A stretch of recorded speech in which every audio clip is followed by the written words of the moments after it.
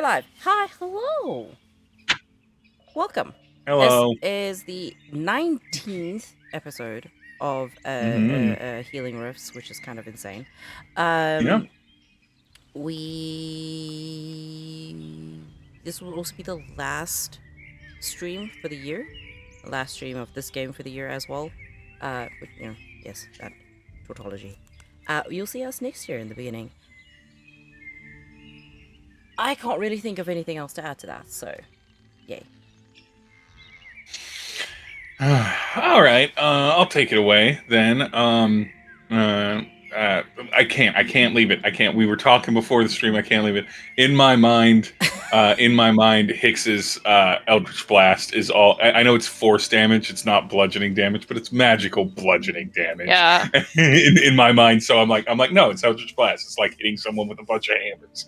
But nonetheless, okay, we're back. We're gaming. The Uh, fact you couldn't leave it alone, you're like, no. Welcome back to Healing Riffs, session 19. As our wonderful Jack said, I'm your game mommy. I'm joined by these beautiful role players as they travel up toward the kingdom of Adrain, back from the Octatic Synod. On the last session, which you can totally watch over on YouTube at this channel. Just look up this channel on YouTube. Same name, Meisterhypester over there. But nonetheless, in the last session, there was a little bit of traveling up the coast. There was a handful of statues in the beach that were made of pure onyx. That our little group was very suspicious of, appropriately. Our little group was suspicious of, appropriately. Hicks approached it very carefully, very cautiously, as the suspicion of, these people might have been turned to stone was confirmed. Found some sort of weird amphibious version of a basilisk, but they kept their distance and they were smart and invisible, so they avoided conflict with the basilisk. They then traveled further up north, almost getting to the border. Not really a wall, but the border blockade, if you will, between Adrain and the Synod. But they decided to camp a little bit away from it, and were visited in the night by the cursed spirits of those entrapped in onyx or encased in onyx. These shadows that they all fought. Fang definitely took some draining damage. But was able to make it through at the encouragement and elation of Fang's new weapon, uh, uh,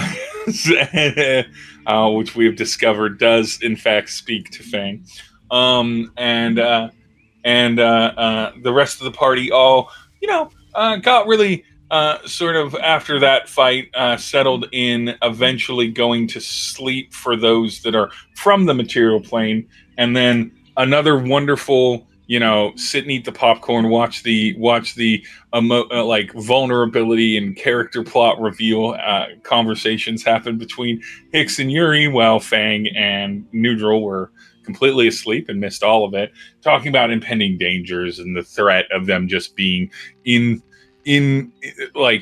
community with these material people, revealing some truths about their characters to each other. And then we left off in Fang's dream with them speaking with a friendly entity who they could not see clearly at a campfire, and agreeing to at least cooperate or work together in the future. And that's where we left off. But where we start off is morning time. It's morning time. Everybody's woken up. Fang, you fully remember the dream that you had with the kind of quiet and encouraging conversation and the sort of friendly hand that was simultaneously familiar and strange on your shoulder and everything. Nhudrel, I imagine your dreams were swirling with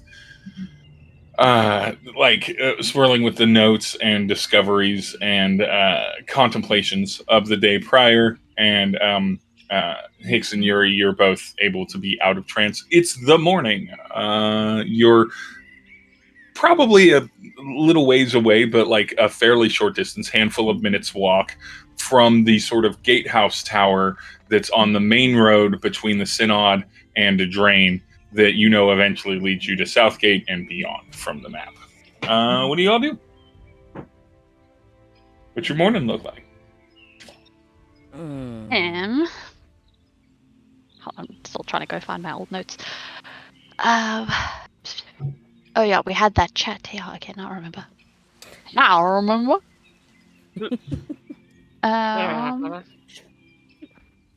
I remember the don't big think- key secrets that you revealed. It's fine. So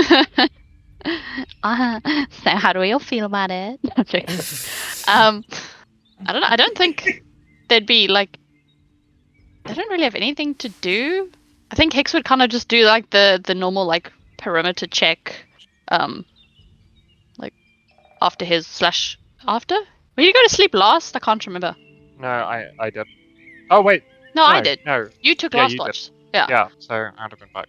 Yeah, don't so know. yeah, when he gets up, he'd just do his normal little perimeter search, make sure everyone's not dead from, well, specifically Fang is not dead from the spooky shadows. You just literally kind of like walk over to her and give her a little look-see while she's having her nap, and then she'd be like, "Aight, she's alive, that's good enough for me." Perfect. Alive. Wonderful. Excellent. Made it through the night. What a champ.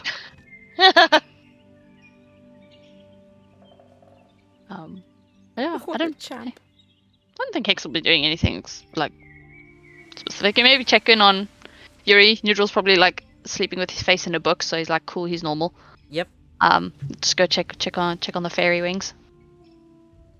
Yuri's just back looking as normal and just kind of sat playing the harp as usual. I'm guessing watch went well because I wasn't told anything. So I wasn't as in anything out of the ordinary. Mm-hmm. So yeah, Yuri just kind of look up and kind of like, kind of do like, you know, that kind of like smile of like, like, do you need something? That kind of like silent smile. Mm-hmm. Yeah, I mean, if everyone's kind of Gucci, Hicks is kind of just gonna want everyone to get up and move on so that we not as close to the synod as we are. I'd like to hop over the border into safety. So probably come like, I don't know, 6, 7 a.m. He's gonna shoo everyone. Like, get up. Yeah, Go. Yuri would have no It's like- issue. I just The morning you find a toe in your ribs. It's time to wake up. Why is there a toe in your ribs? I just imagine that's how Hicks would wake people up. Oi, wake up. It's like just nudging with your foot, Yeah. basically, into the ribs. Yeah, sure. I was gonna like throw water on them, but yeah, with that nudge in the Yeah. ribs is fine too. use the knife. You shall use the knife. Wake up, or I'm sending you to hell. Oh, wake up, No, awake. that's the other tool. Oh, the other knife. Oh, Yeah, I want to that's a threaten great his way to death. The stab and heal knife. I believe we Mhm. called it. It's on you. You have it. Oh It's yeah, called Name it's for it? called. Yeah, it's got a name. Oh, God. Dagger of false wounding. Yeah, there you go. That's when you have to make sure that you're actually stabbing with the right knife to wake people up. Yeah, it's just sitting there like shit. They look similar. Which one is which again? Oh well, tomato, Russian roulette. Interesting. Stab. For context, guys, this knife deals, but what heals the same damage that it deals. So Yeah. it's a torture device, basically. Because we It's endorse torture. torture here. Or the greatest theater prop of all time. But nonetheless, yeah, if it's a normal morning for you all, nothing, you're relatively close to civilization. You don't hear the noise that you kind of heard kind of going into the evening last night up at the sort of like gate tower. Between them, that's like roughly a 3-story tower with, the typical little battlement up top. Very, very, very kind of standalone with some stone walling and everything that eventually dissipates into what you imagine is some sort of dissipates into sort of like wood that kind of degrades and sparses out as you get toward the wounding sea on the one side, and well before you hit the mountains on the opposite side. It's not like a full walled barrier so much as it is like a, hey, on the road you need to stop at this checkpoint. We're not going to make it easy to just like pop around 50 feet and then keep going. You're going to have to really come around it. But like nonetheless, packing up camp is pretty straightforward. All of you are able to collect all of your goods and everything. And yeah, if Hicks is driven to move north, I assume you move north through the road, through the border, through the gatehouse area. Yeah. First, have a little look. See that it doesn't look like there's any Synod people there before we just waltz through the front gate into danger.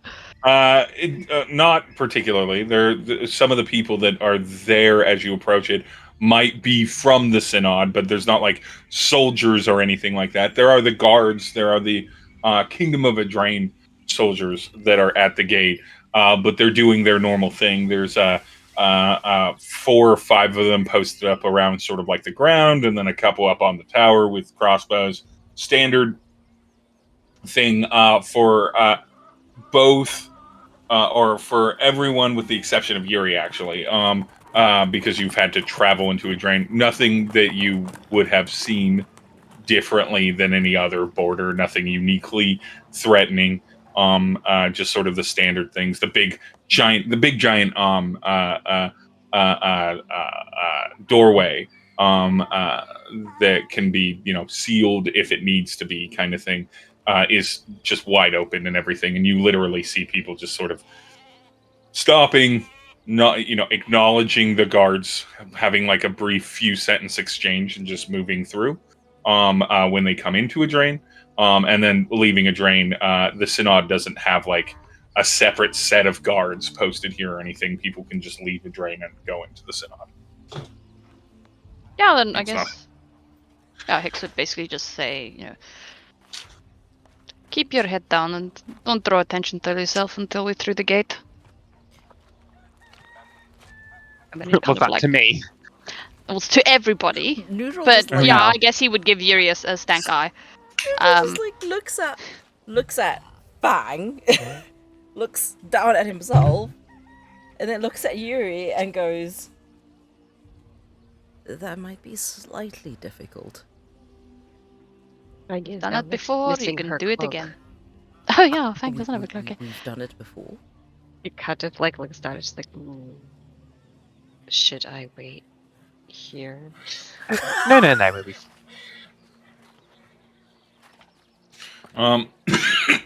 Yeah, Yuri will just chuck on his usual disguise as leafy, well, not leafy, wood elf. Just in Generic wood elf is supposed. Generic wood elf. Yeah, just an everyday, just a guy named Glenn. Hi, Glenn. Hi, Glenn. A wood elf named Glenn.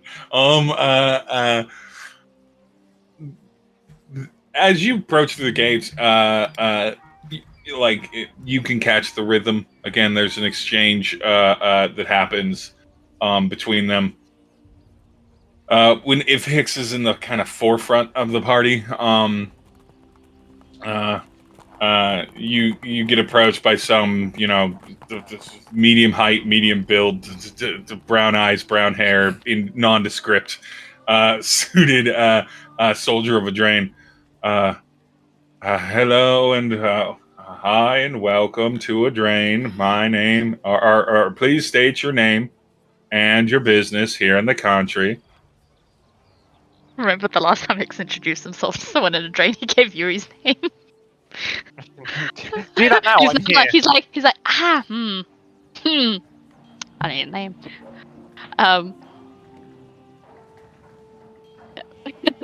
That just tickled me.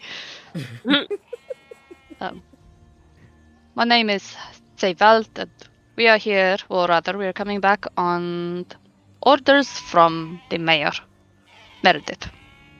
We need to report to him immediately, so if you would let us be on our way, we would greatly appreciate that. Orders from the mayor of Mayor of Southgate. That's Yes. that's where you're going. All right. Well, just to inform you, and he kind of shuffles through some papers. Southgate has recently had a flash election, and the mayor is no longer the mayor. They are currently under a community council until a new mayor has been elected by the populace of the city. Just to prepare yourselves. Don't worry, all of the earlier conflicts have been resolved. Is there? Do you have any foods or vegetables that you're bringing in that are not local to a drain you would like to announce? This man is Yuri not would being just lean paid in and enough. Yuri would just lean in and whisper to Fango, "That was me." He's gonna kind of like. Oh no, actually, I don't think he would do that. No, we have no produce that we'll be bringing in. Seriously. Excellent. Actually, I'm pretty sure we still have like some weird stuff from Fang, but we're not gonna tell the guard that. Nor do you. You notice I'm not even having you roll deception checks. This person is so checked Yeah, out. we can just tell him that we're having a good day on Weepop. Yep. I Thank just you want to so go much. to Southgate, sir. None of my Welcome to the business. kingdom of a drain. Welcome to the kingdom of a drain. Make sure to enjoy our local merchants and shops. Have a great day. And then they just kind of wave you on, and they don't look at you at all. They're just so in the rhythm of it.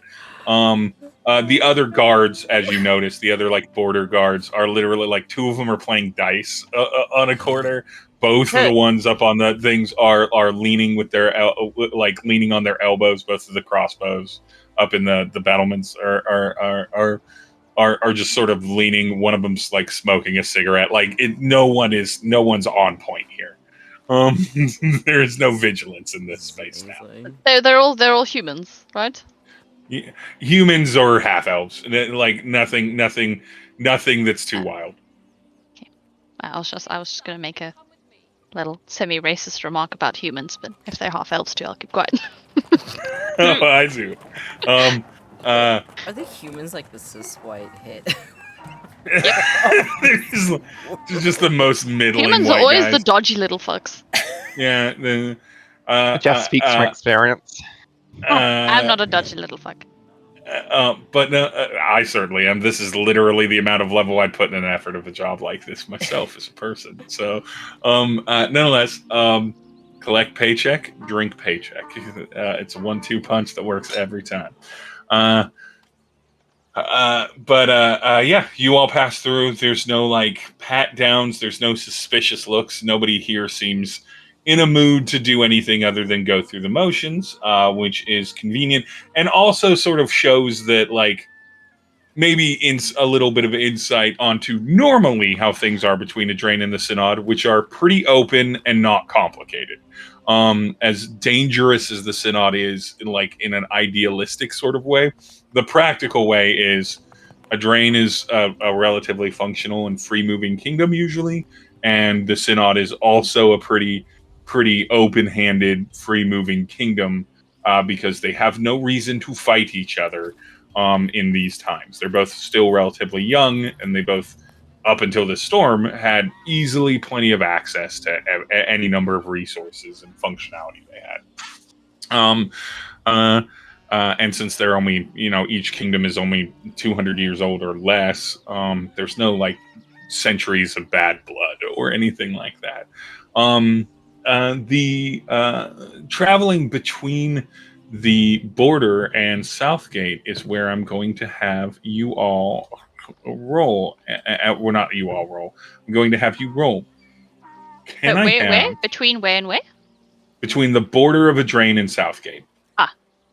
It's about half a day's travel, assuming like nothing happens, like 4 or 5 hours of just like walking. On horse, you could do it and easily. On horse, a single rider could easily get there within an hour. But nonetheless, I am gonna say, since Hicks, you're out front, give me a D20 roll, please. Come on, Hanks. You can do Well, a 15. Mm-hmm. Ooh, there we go. Hicks. No perception check necessary. While you're walking and kind of keeping eyes out, on the road itself, handful of travelers, nothing too dense. You see a couple people traveling from a drain south toward the synod. No one, nobody paces up or catches up with you, but you can see kind of off in the distance. There's like a wagon with some produce or something in the back of it. What you would expect on a road like this. Nothing too close, nothing too dangerous or threatening. But off to the west of the road here, you see and more importantly here, just barely on the wind, kind of like a disturbance in the kind of rolling grassland grassland under the trees, and you can hear a voice very distantly calling out for help west of the road.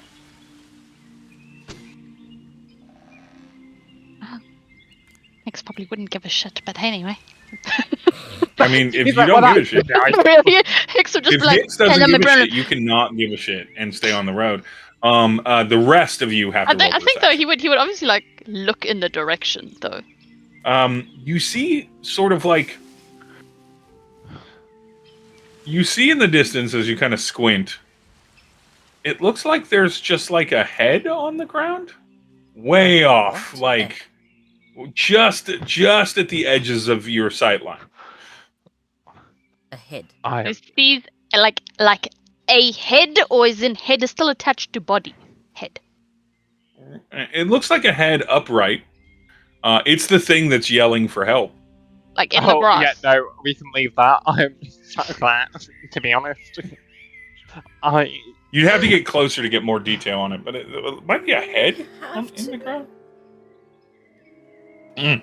You don't. Hicks, you're the only one that sees it now. The rest of the group will have to roll perception, but... Well, Oh, I mean, right. like Hicks would be looking toward it. Like obviously he's heard it, Okay. and now he's kind of seeing it. Yeah. So he's kind of doing the like the squinty like, what do my elf eyes see? Yeah, you kind all of see thing. Hicks. Yeah, Wait, you all see Hicks. But he doing this. but he hasn't like he hasn't said anything. But it would be noticeable enough that the others would be like, what are you looking at? Yeah, if you begin to look in Hicks's direction, you all see this same thing, and Is- can just now hear it. Okay, great, wonderful. So we don't need to roll. No. Is that No, because Point it's of this- in the The direction. point of the table is for this encounter to be available. It'd be weird if I was like, roll on the encounter table. Now roll perception if you see the encounter. It's on the table. I mean, Yuri would quite instinctively just draw his bow and aim it directly at the head. We're not firing yet, but he's just gonna go, that's very likely a trap. And yeah, Try you to can put hear her out being like, distance 3? help! You're Help a little me! bit jumpy, aren't you? Help! I would rather not deal with Help whatever that me! is, to be honest. Oh, but what if it was a poor, unfortunate soul, Yuri, that needed your help? Wow. But that has nothing to do with me. That's the most emotive I've Oh, ever seen. Character Hicks. growth, I'm so proud of you. I'm not the one. I care about Riff. Taking I the do piss not out of him care and about like the still mortals walking that down the are- road. He Yeah. is already ahead. His quality of life is gone. There's no need to care. What? He's already ahead. It's not like he's gonna have a good life. Yeah, Put him perhaps out of his misery. there's more body from beneath the I bushes, don't or want to go hunt a body. it might be someone in trouble. Go on then. Lead the charge.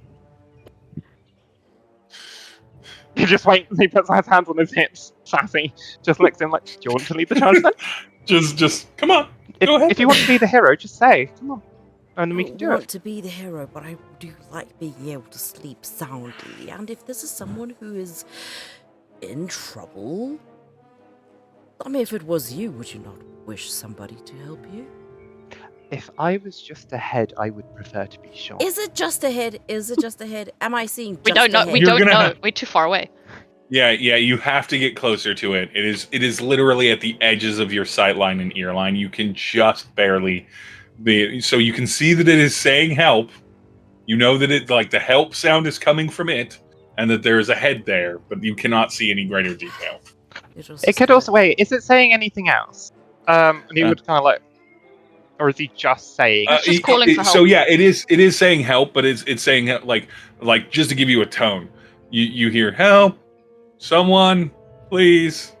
What Please I help mean me. is there variance or is it a pattern? Like Yuri's trying to figure out if this is potentially a If you magic listen sound. to it for a while there isn't a pattern to it. It's not you don't get the suspicion that it might be like an illusory kind of looping recording, like an illusory sound and image kind of It does thing. sound like a real It person. definitely sounds like there is a head over there calling for help, like in actuality. But you don't know that's not to say that it's earnestly calling for help. It's just there is definitely something actively in this moment, physically there calling for help. There a produce carriage nearby that was also walking about? The produce carriage is like a fair amount ahead of you, and that is just a guy with a with like a mule and a wagon with produce. Maybe they're cabbages. Maybe you're going to be able to knock into his cabbages later. What? Is he reacting to the sound at all? Of No, someone he's driving? not reacting to the sound at all. Which is probably a bit strange for Fang, but not that strange for Hicks or Yuri. Most people mind their business.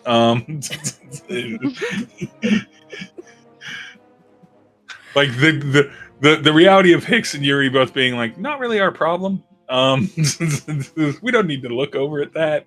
But nonetheless, do you guys go and investigate it or not? You don't have to.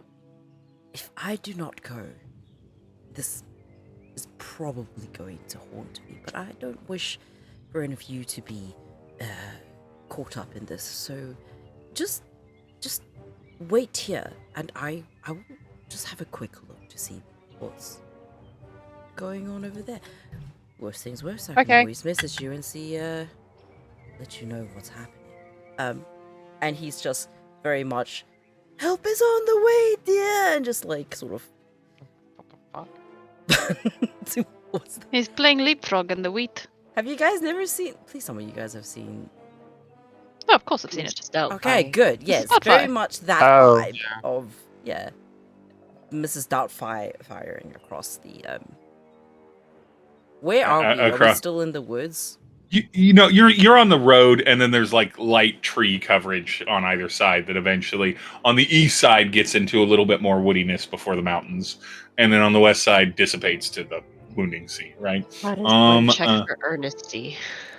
That would be an insight check. It would be a disadvantage at this level of distance, though. I will also try. No, it's disadvantage. Very good. Well, that's going to be a no anyway, so.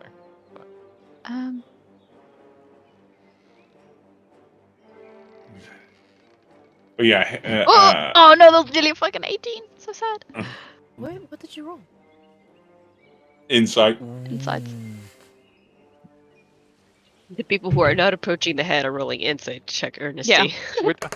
We're all just squinting with hands on our hips. There has to be a Like, disadvantage. It's disadvantage insight, Nhudrel. Okay, I'll roll again. Still higher than everyone else. Yeah, still 12. You can't really judge. They do from audibly. It sounds like they're genuinely asking for help. They don't seem like extremely panicked or terrified. But they do seem like there is the tone is pleading. As you approach or get closer to it, still hundreds of feet away. But as you continue to close on this, Nhudrel, your suspicions are confirmed. There is a body attached to this head. The problem is that the body from the neck down is in the ground, and only the head is above ground. It looks like they're buried up to their neck. And then they start, once they see you, and you can tell that they've seen you, Nhudrel, because it changes from help, help to over here. I'm over here. Please, please come help me. So it's like they acknowledge that you're approaching. Okay, so kind they of thing. do see me. They do sort of Yeah. react. They're not like, okay, cool. Yeah. That's good to know. Do they, with my 12, look like they were buried there? Does it look like wet sand? Like, oh, whatever it's called? Sinking thingy? It does look like disturbed earth around them. It doesn't look like quicksand. You're not in a quicksand space here, or like a swampy, boggy space. You do see that it looks like there might be kind of a patch, like a area of exposed earth. Normally, grass covers pretty much all the ground here, or moss. And they do seem to around them have like a bit more of a kind of displaced earth sort of look to them. But yeah, they do look like they're buried, like they were buried standing to their neck.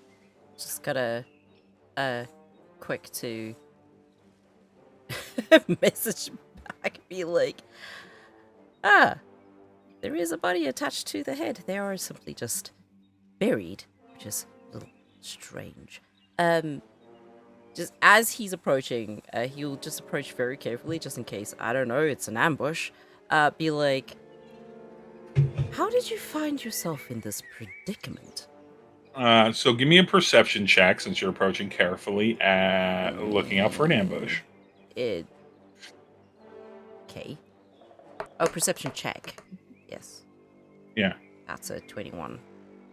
You're pretty confident. There's not really a lot of places to the trees here aren't very wide.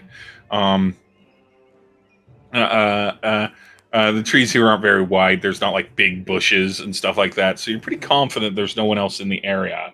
When you look back toward the road, even though you're still a few hundred or you're still like 100, 200 feet off from this head, you now see that it's like, unless someone was really listening for this, it does look like, Yuri and Hicks and Fang are fairly far away.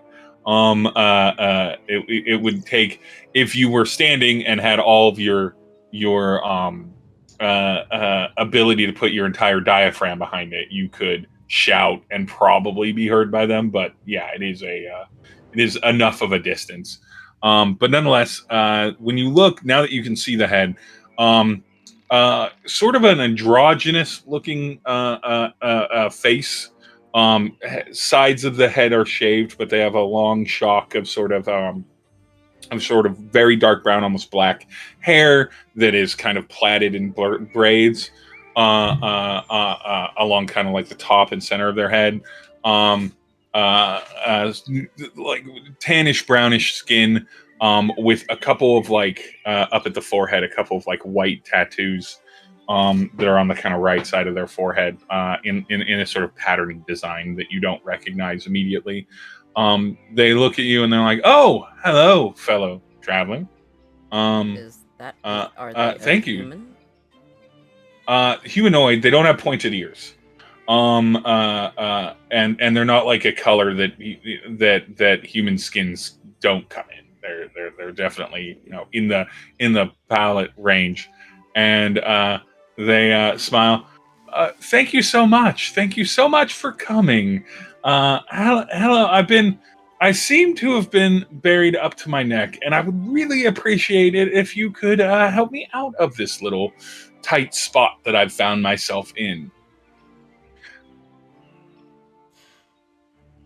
Can I ask how you found yourself in this tight spot? A disagreement, a misunderstanding, really, between me and Hicks who put him there. Between me and people that were unfortunately a bit bigger than me. This is one of the ones Hicks thought he killed and turned into fertilizer. Turns out they're still alive. Yeah.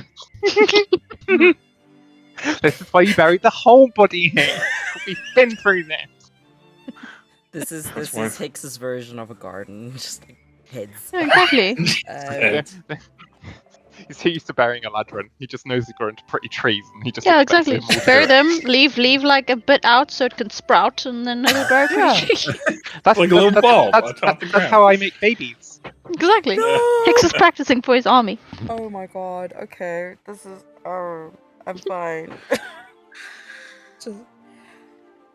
He's going to. Since the earth seems a bit loose around him, is going to reach down, dig his hands down to where he can feel the armpits are, and then just drag him out of the ground. I'm going to need a strength check for that, and it's going to be quite the an athletics check. It's going to be quite the high DC. I don't know if you've Oh, ever wait, pulled what are you something buried pulling? under Are the you ground. pulling like his hair like a sprout? Oh, You're trying to pull a no. potato out You the know, ground, armpit. a carrot out the ground. Oh, just what I he's envision. going to dislocate his shoulder, the poor man.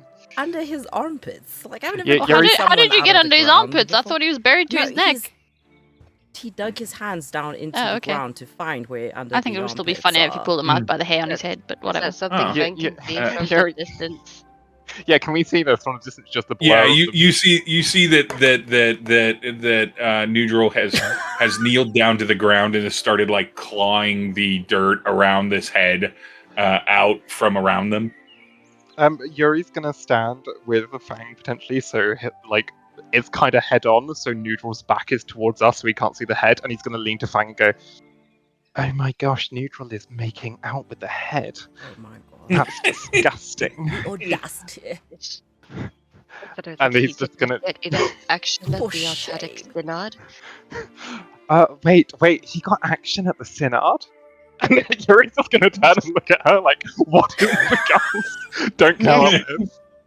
There was a being in heat. She's quite small. She took Nhudrel No! away. You did your sniff check. You would Oh. have sniffed out that he did nothing. Yeah, yeah. Yeah, she's He just could telling them smell about the- the she was She went public. where? And if he didn't consent, then she was pretty sure Nhudrel could fend off her Well, I suppose each to their own. because she was barely up to his kneecaps. Oh, Yeah, she was the three imagery. foot and change tall. Oh god. And he's like Up to sending his thigh. this- Please. Do you think he's just like an actual frog where he just needs to fire the sperm directly at her? Or do you think they actually mated? Maybe she I think lays at that, Hicks is actually just gonna snort. Like, he's just genuinely Frank's kind of like genuinely thinking, he's like, I neglected to ask. Oh, no, it's okay. I think he's shy about his egg antics anyway. We wouldn't want to make him uncomfortable. Well, who wants to take bets on what he's doing? Yuri thinks he's kissing it. Well, he I clearly think likes he's the burying small it. ones. Fang, what do you think? I think he's trying to pull them out. Oh, Maybe. Okay, that's boring. that is rather boring. I think burying him would be fun. I want him to date ahead. It would be an amazing. Oh goodness, that'd be. What a good story that would be. I could That's, sing years that's them about that. talking shit in the background. Do Did I we just not leave the all head in my have backpack and heads? pull it out when I have a need? I'm not there, but oh my god. Yuri is going to look directly into the eyes of Hicks and go, "Wow, talk about a skull fuck." Give him that like blank look. Meanwhile, back with Nhudrel and the stranger. All right. I'm ready. And they Oh no! they get pulled with a 23 on your athletics check, which is nearly a nat 20. It's a 19 plus 4, so I'll give it to you. With a 23 on your athletics check, it's tough. You expected this to be a little easier, but the dirt had settled around them. But you do get your hands under their armpits, and you pull them from the dirt. Now, the first thing that you notice, Nhudrel, when you pull them from the dirt, is that they're wearing not outer clothing. They are literally wearing what looks like bandage binding around their top, and then like maybe and then underwear, and then nothing else. Their entire form is exposed outside of that. As they kind of pull out. The second thing that you notice is that they're about a foot shorter than you, which means they're about 6 foot tall. 6 foot tall, fairly like you would expect a more, I don't know, just on the road and everything. This person's body is not built for speed. It's more of a courtly, I don't have to do things physical body. Very, very, very, very average, medium build, maybe a little bit of a belly paunch, and everything. They stand up, they get out. Oh, thank you so much. By the way, always happy to be rescued by a handsome blue stranger. Never thought that phrase would come out of my mouth. Pleasure to meet you. Do you have perhaps a change of clothes, or? It seems that they took everything that I owned, which I'd love to say this is the first time that's happened, but it's not. But you know, all my private bits are covered, so I think we're good. Panic messaging Fang. Fang, do you have a change of clothes? I do not. For our new friend. Fang! Out of her body. Fang need change of clothes. She's just like yelling back. the Fang, She like, doesn't "What do you do?" understand how message works. Like just Aw. yelling in his head. She's like yelling back, like she has her hands cupped around her mouth. I only have the clothes that are on my body. And then I don't have my cloak anymore. I'm gonna yell over as well and use prestidigitation so it's extra loud. Go, stop trying to make Fang strip! What do you need? And then Hicks is just literally gonna say, like normally, Fang, you can just reply normally. It's magic. They don't have to shout. Oh, I can magic. Just think it. Just Like think a there- whisper oh, but in your ear. You have to point. You have to point as well, and Yuri will show her how to do the little pointy motion with the. But he will show her in a way of finger guns. So bang, bang. She'll like point, but like simultaneously keep the other hand like cupped around her mouth, but now like whispering, "I only got the clothes that are on my body." Just turns back and be like, why are you pointing at me? We need to go You have to point shopping, with you message. and I. But why are you doing? You can't physically use message without pointing. It's part of the thing. You have to do. But you Yeah, said you have to finger gun. in some way gesture who you're messaging. Oh, okay, got it. Be like, okay, you and I, we need to go shopping for clothes at one point. Do the either? Since of you're the other whispering and two- you're right next to this stranger, Oh, no, please, shopping! I'd love to straight- go to a shopping trip. Yep. Let's just get you decent now. Still in Fang's Am I head not- talking. I mean, hurtful, but okay, sure. Okay, I'm. Wait here. So And then dusting the dirt off of themselves. he sprints back to the other three because this messaging while talking to someone else is. The stranger just starts following you back at a casual gait. So you're moving much faster than Oh, them, yeah. but they don't wait there. They just kind of walk in the Uh, direction you're running. Are As we soon seeing as- that they're in their undergarments at this point? Yeah, you can see that it's just a person with like a person with just basically basically like cloth wrapping up top and then like underwear beneath. Well, I don't think any of us were right in our bet. Hex, why is he bringing a homeless person to us?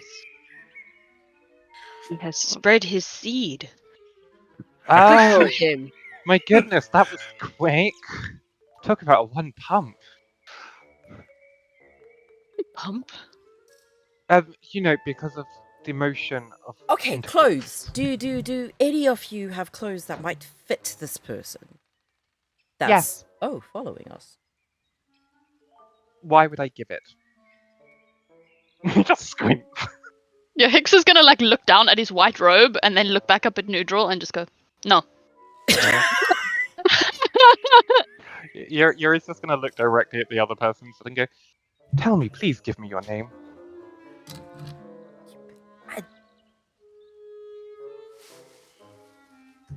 Close enough. I thought they were. Okay, I have a question. All right. Before I do what I'm Sorry, going I to had to do. respond to something. Yeah. Gay Go on. mommy. Yeah. Right. I have a question. Would Nhudrel know the implications of name giving now that he knows what Yuri is?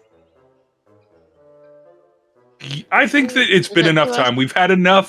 We've had enough days and nights of Nhudrel studying books, reading things, listening in, writing your own I'm notes. happy to. I don't roll. think it's yeah. I don't. I'm gonna give you a DC history, basically, on if you can remember or put together any of the phrases.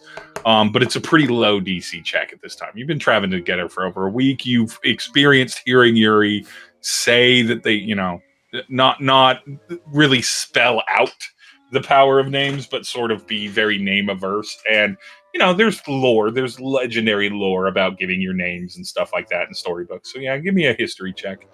With a 14, I think you could say that you might not know the exactitudes of it, but you know that there is power in names.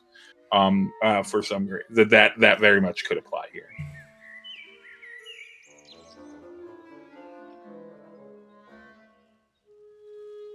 He looks constipated, but then chooses not to say anything.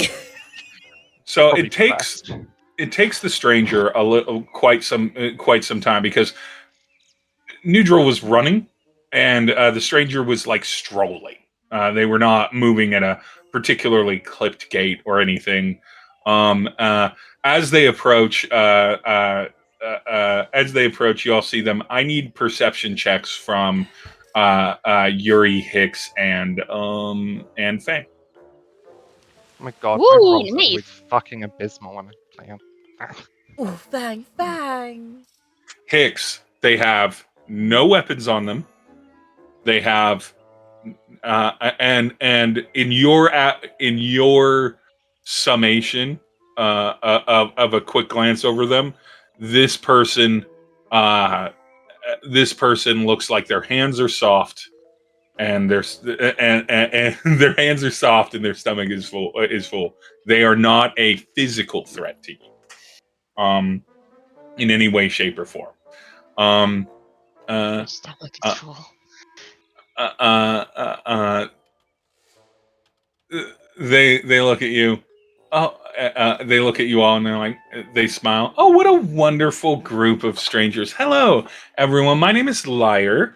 To answer your question, now that they've approached close enough, they heard it, but it took them a little bit to get close enough. My name is Liar, like the instrument, not the deception. Pleasure to meet you. Pleasure to the house. So why were you buried? Oh, a misunderstanding between me and some, I guess, former business partners. Seems to be that we did not get along so well. And we couldn't come to an accord. So they decided to end our partnership in the fashion that your handsome blue friend here just got me out of. Nhudrel is staring right up into the sky. So Interesting business that you have. If you have to get Hmm. buried for it. Well, Puts I her hand wouldn't on have ever Nhudrel. buried someone for it, but to each their own. Certainly. I suppose it could have been worse. Couldn't I could they could have not left my head attached to the rest of me. So that's a win.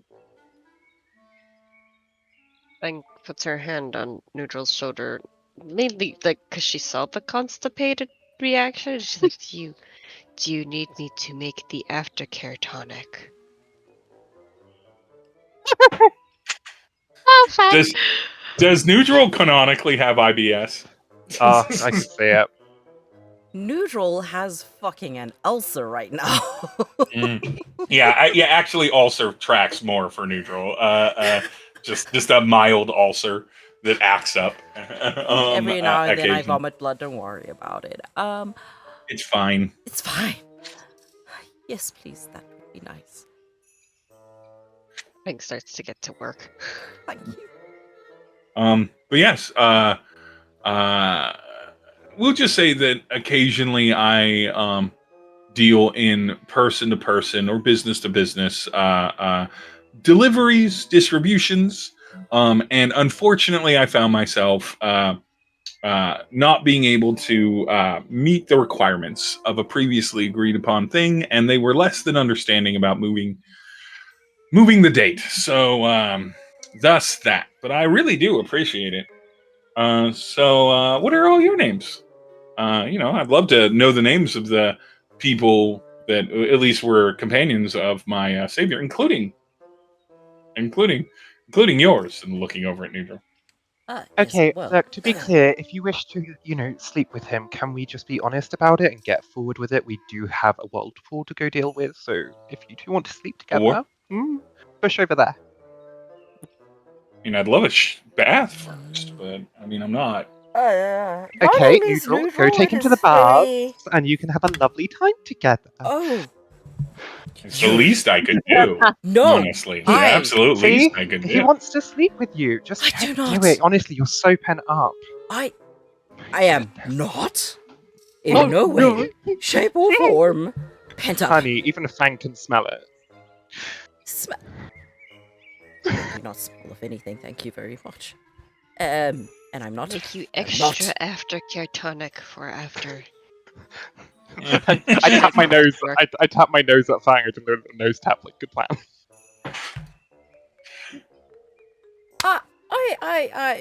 My name is Nhudrel. And I'm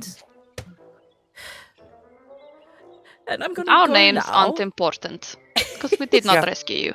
I have no interest in giving mine. All right. Now you're free. What do you plan to do? Surely you don't intend to follow us like a lost puppy. Well, no, but I need to go to Southgate. That was my original destination. So that's where I'm headed. I really hear they like naked people this time of year. Well, I'm not technically naked. I mean, if you think it would win me things, I can. And they begin win over people, and they begin starting to reach to the back to unwrap their wrapping. Do it. It would be so funny. Please do it. Yuri is egging them on, and I will do a persuasion check if need to. Yeah, do a persuasion check. It's not even a high DC. I just. Okay, that's a 25 to convince them to get. That's what you roll high on, Sammy. That's what you roll high on, Sammy. It's Yuri. And Hex then is just completely unfazed by this. He's just like, oh, well. He's gonna, as he's stripping, he's gonna go up to him and kind of whisper in his ear, and he's gonna go, and he's just gonna whisper in his ear, and he goes, and I really suggest that you make Nhudrel really aware of how thankful you are, as I cast suggestion. I'm so glad Nhudrel is not there for this. I'm so glad. He just said be thankful. He didn't say what it meant. Just be thankful. And so Liar just starts unwrapping with a 25 persuasion. It's happening. Liar just unwraps their top, and they're like, I'm gonna keep this area like protected from the elements. Though maybe once we're in the city. Yeah, sounds great. And they expose themselves. And Liar looks at all of you. It's clear that they were wrapping and sort of binding. They definitely, at least from the chest up, present femme a little bit more now that you see them without the wrap, and they're like, all right,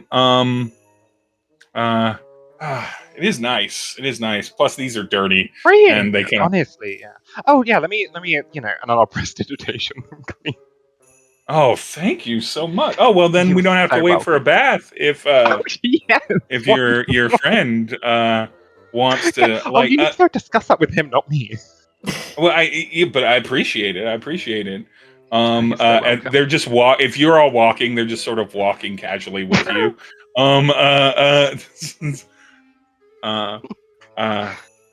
Might I suggest you take your business with our friend to a more secluded place? I'm sure you can catch up with us later. I'm sure we can. I'm sure Yeah. we can wait until we get to the city. There'll be beds or chairs or tabletops. The things that you utilize for. They might I not let you into the city when you look Also, like Why that. not? shh. No, they love nudity, Hicks. Shh. But also, I don't think we were planning I on going don't in want the to city. think that I'm traveling with the what do they call it in common? And he's just gonna like waffle off like prostitute, but like in his native language because he does not know what it is in common. A Yuri, noodlist. You're the noodlist. Noodlist. Yeah, Yuri will point and go, yes, noodlist. Is that why he was named Noodle? Oh my No. goodness. Maybe in his Thank culture you are yous. named with what you are meant to be. And gives Neutral the tonic and some extra and pats him, like gives him a pat on the shoulder. It's like, you're going to likely need this. This person seems very bigger. Full of vigor. I'll get the cure wounds ready, don't you worry. I this. And after making like nonsensical noises for a while, he's gonna like walk ahead of the group. Like he's not looking at you. He's just, I know the way. I am gonna go, and if you follow, you follow. So before you catch up with him, tell me the name of the business you were a part of. Oh, and what you traded in. So we were trading in things that you don't normally find in a market. And then Lyre just like loudly whispers with kind of a hand to the side of their mouth. Illegal things, because I'm a criminal. My business doesn't really have a name. You don't really register that kind of thing. I deal with black market goods. I'm gonna message Neutral and go, you saved a black market criminal, and just message him that. So what type of illegal things do fill in my curiosity, please? Weapon. I'm large My interested. pleasure. My pleasure. Weapons, artifacts, substances. Artwork. One time, there was a messy divorce, and I was hired to obtain a pet that they got when they were married, and one of the people was keeping the pet out of spite, and the other person hired me to go get the pet for them. This or that. God. And what about your Yeah. most interesting clients? Surely you have some very interesting stories. Oh, I certainly do, but I'd have to be paid very well to reveal the name of anyone that hired me. That would betray a trust. I Have think you- we have paid you well enough by pulling you out the dirt. Have you also dealt with any trading of blood lately? Oh, no. Oh, you're talking about... No. My stuff is like the fun, casual stuff. I don't get into the whole... I don't... The closest I've ever gotten to trading anything that came from something alive was the pet story I just told you, which was a very unique circumstances. I trade in objects, not in farming. That's upper crust aristocracy monstrous stuff. I have no interest in that. Right. Yuri would just kind of do like a subtle shrug at Hicks, which is like, I guess we don't have to kill them then. Shrug kind of thing. Not saying it, but it's that kind of He's sort of like, shrug. oh, that's good. We don't have to just murder this person that the Nhudrel just dug up because they're not a monster. They're just a criminal. I just want to say, when Yuri messages Nhudrel, because Nhudrel has to turn and point, and he doesn't want to look at half-naked people, he just doesn't respond and just keeps walking. You can just point back at me without turning. Nope, You don't need to doesn't look. want to You can take just that go, risk. Just gonna keep walking. Yuri's gonna do another message. It's okay, they only trade dogs and other things, just not blood. So we don't need to kill them, it's fine. They're just like a normal just criminal. one dog, just one dog.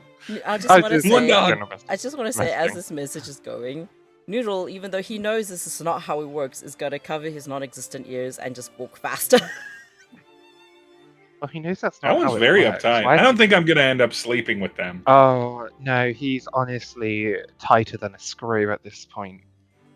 You can put your if you know what I bandages back mean. on if you want. You can maybe try your luck with him or someone else later. Son of Alconson. Yeah, Oh just, my God. you're kind of pretty, desperate trying to sleep with someone when you're straight up the hole. You find someone who's like worth your while. I mean, Standard. I don't know if they're Gauge worth my people while first. until I sleep with them. Well, Looks like he's got a decent body. You're He kind can of throw that. down. Yeah, fair enough. I got you. That's like, yeah, I think that tracks. Yeah, sure. Liar, like,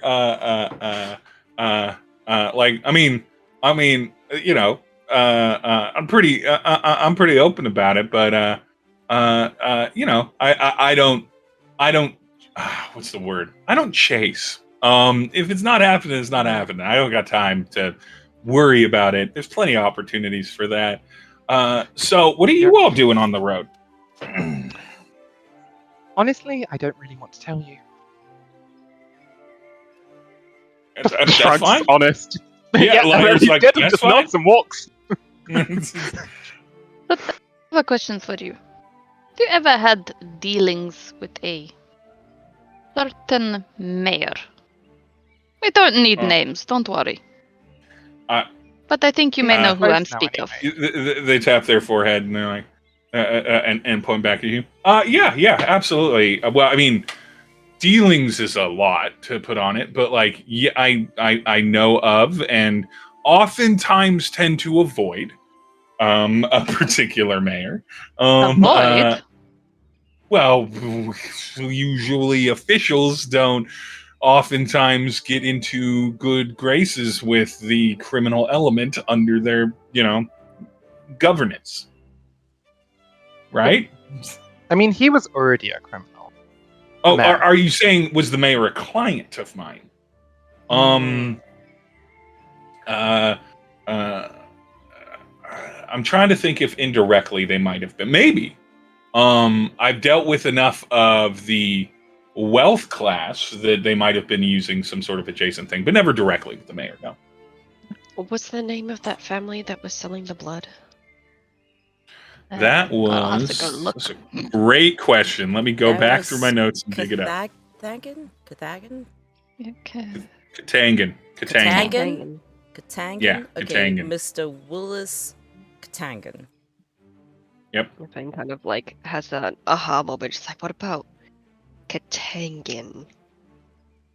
Oh, the hunting family, and they get like a real like mildly pained, like they've tasted something bitter. No, I can't have like a minute long conversation with them before wanting to just leave the room. So, no, I've never dealt with the Katangan family. Oh, that's why because yeah, okay, I'm putting it together. They are, yeah, no, I don't interact with people that draw blood from thinking living creatures and then distribute it for fun party drugs. No, that's not my vibe. You're a decent person, and she pats them on the shoulder. Oh, thank you. You're just a giant woman. You were just absolutely huge. Very intimidating, but also like endearing in a fun way, I think. Smile. Like no, the a only big grin. give me a persuasion check with advantage on that smile, Fang. Ooh. This is mostly how much does Liar like you as a group. Whoop. Fun Is fact. it? Wait, am I Yeah, rolling fine. just a 20 dice or what? A was it? persuasion check. Persuasion. Oh, I've got nothing in that. A goodie. Yeah. I don't imagine you have much in it. But. 18. Nice. You have advantage, I think. That's You have good. advantage if you want to roll again. You might get a Yeah, maybe I'll nat get 20. Try again. but 18's pretty good. Fang. Get a 20, I believe in you. Advantage. Oh, that wasn't with advantage. How dare? It doesn't matter. You rolled twice. Doesn't matter. Yeah. It's fine. You Yeah, roll they twice. That's all that the first matters. one. I'll take the 18. Cool. Fang. They look at you and they're like, they look at you and they look up at awkward Nhudrel like hustling away, and Yuri seemed very like honest and direct, if not necessarily like forthright and revealing. And Hicks has seemed like kind enough to him, and they're like, yeah, the only person I've really dealt with is have you met a dealer, sort of a power broker, Fallhund, Manister Fallhund. That's the person I've Manister. probably dealt with. Oh, that's With, a stone Hank. person. We've met a Manister, Yeah. We have. but I feel like his name was like. In my mind is like Manister Bannister. It's like something with a nuance to the name. Like, Yeah, I have to go it's try in to my remember notes the somewhere. names. Yeah, Fallhund is What the person that the you met dead-looking that person wasn't at the mayor. mayor's mansion? Yeah, Down the below. Oh, was he person the that undead literally guy? was like, The undead guy. yeah, that. Yeah.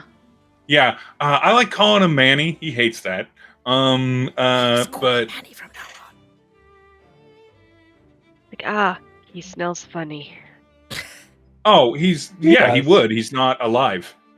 We know. We've had the What? pleasure of meeting him. You're always fucking around. Like, Oh yeah, they never filled Yuri in. Yeah, Yuri never met him. when did you guys meet a dead person?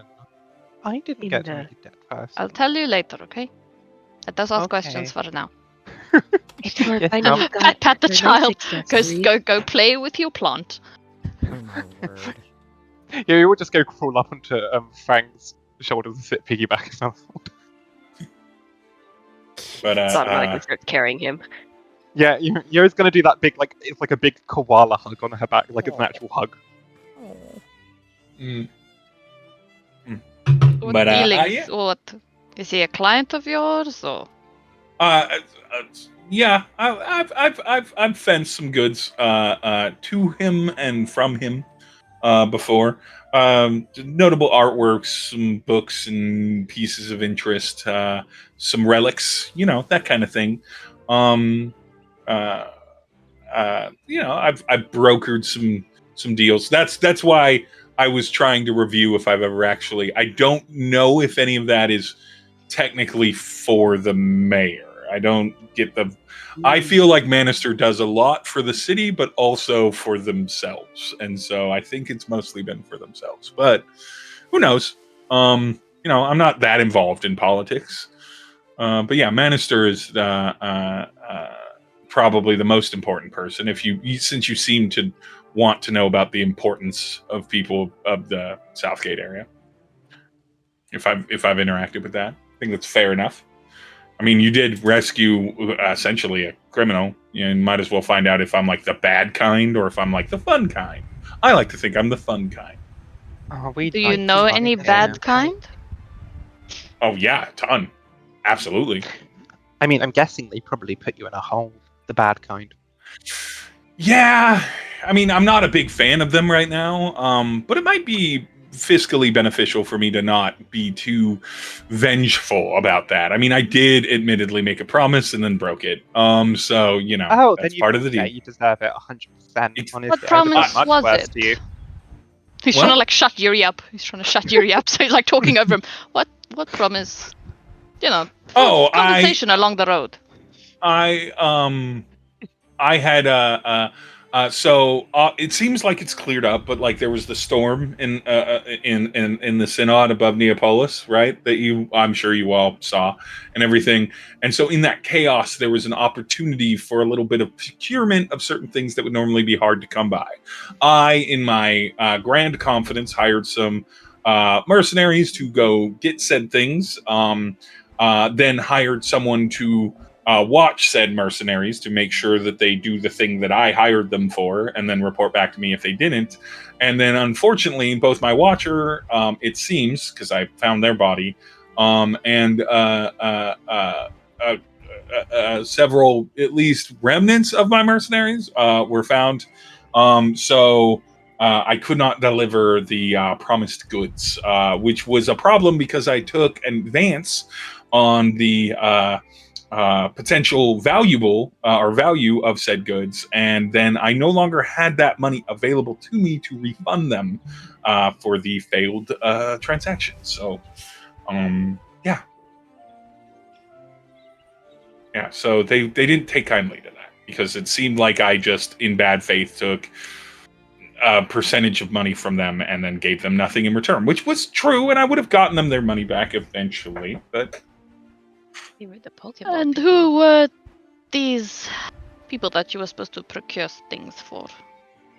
it was just members of the family.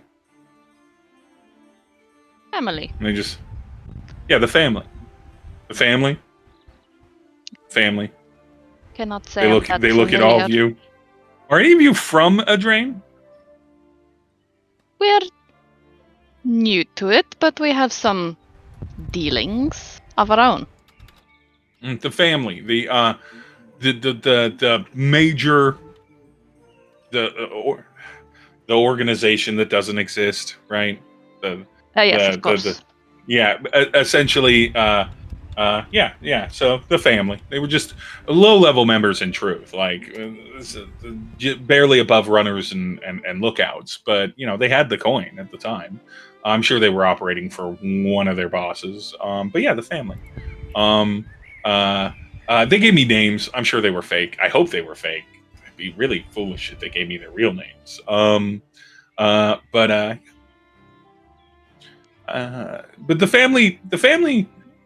Well, I imagine the family is doing relatively well still overall.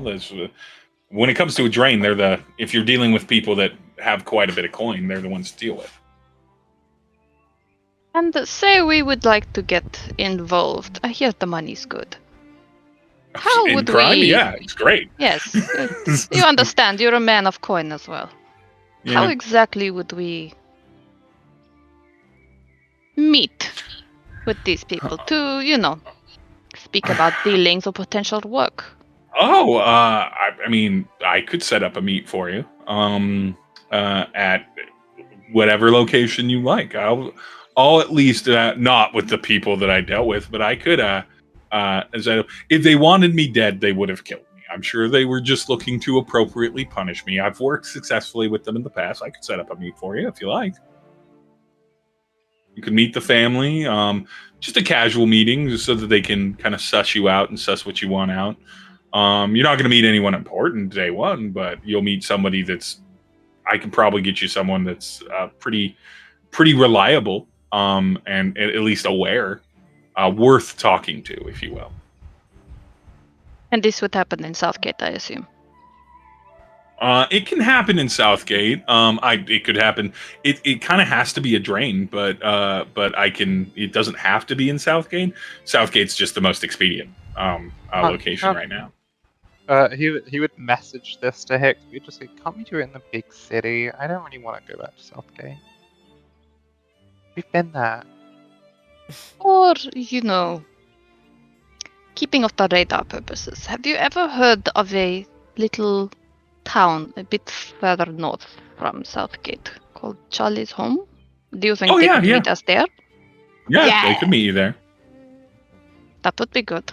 Just, Yeah, you can go to to keep Charlie's off the Home. radar. We don't want the wrong type of people to know what we're doing. Who's Charlie though? Oh, She's who's gonna Charlie? give the side eye to Yuri, shut the fuck up.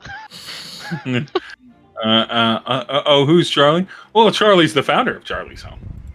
And what is Charlie's Home? It started as a farmstead, and then it eventually became like a little community around it. And Charlie's sort of the de facto, I suppose, under like a drain titling, you'd call Charlie the mayor, but they're also the person that owned the land and everything initially. They're a very wonderful, if not extremely slow and scaly sort of thing. You're all familiar with what do you? What's the word for them? I don't want to say the casual term. I'm going to pronounce this exactly so that I don't come across as insensitive. You're all familiar with turtles, right? The turtle people. You're even Are we? very I'm excited. kind of like, are we? I mean, I assume Hicks would be because he's been around, so. I'm just gonna. Nhudrel's has officially lost it.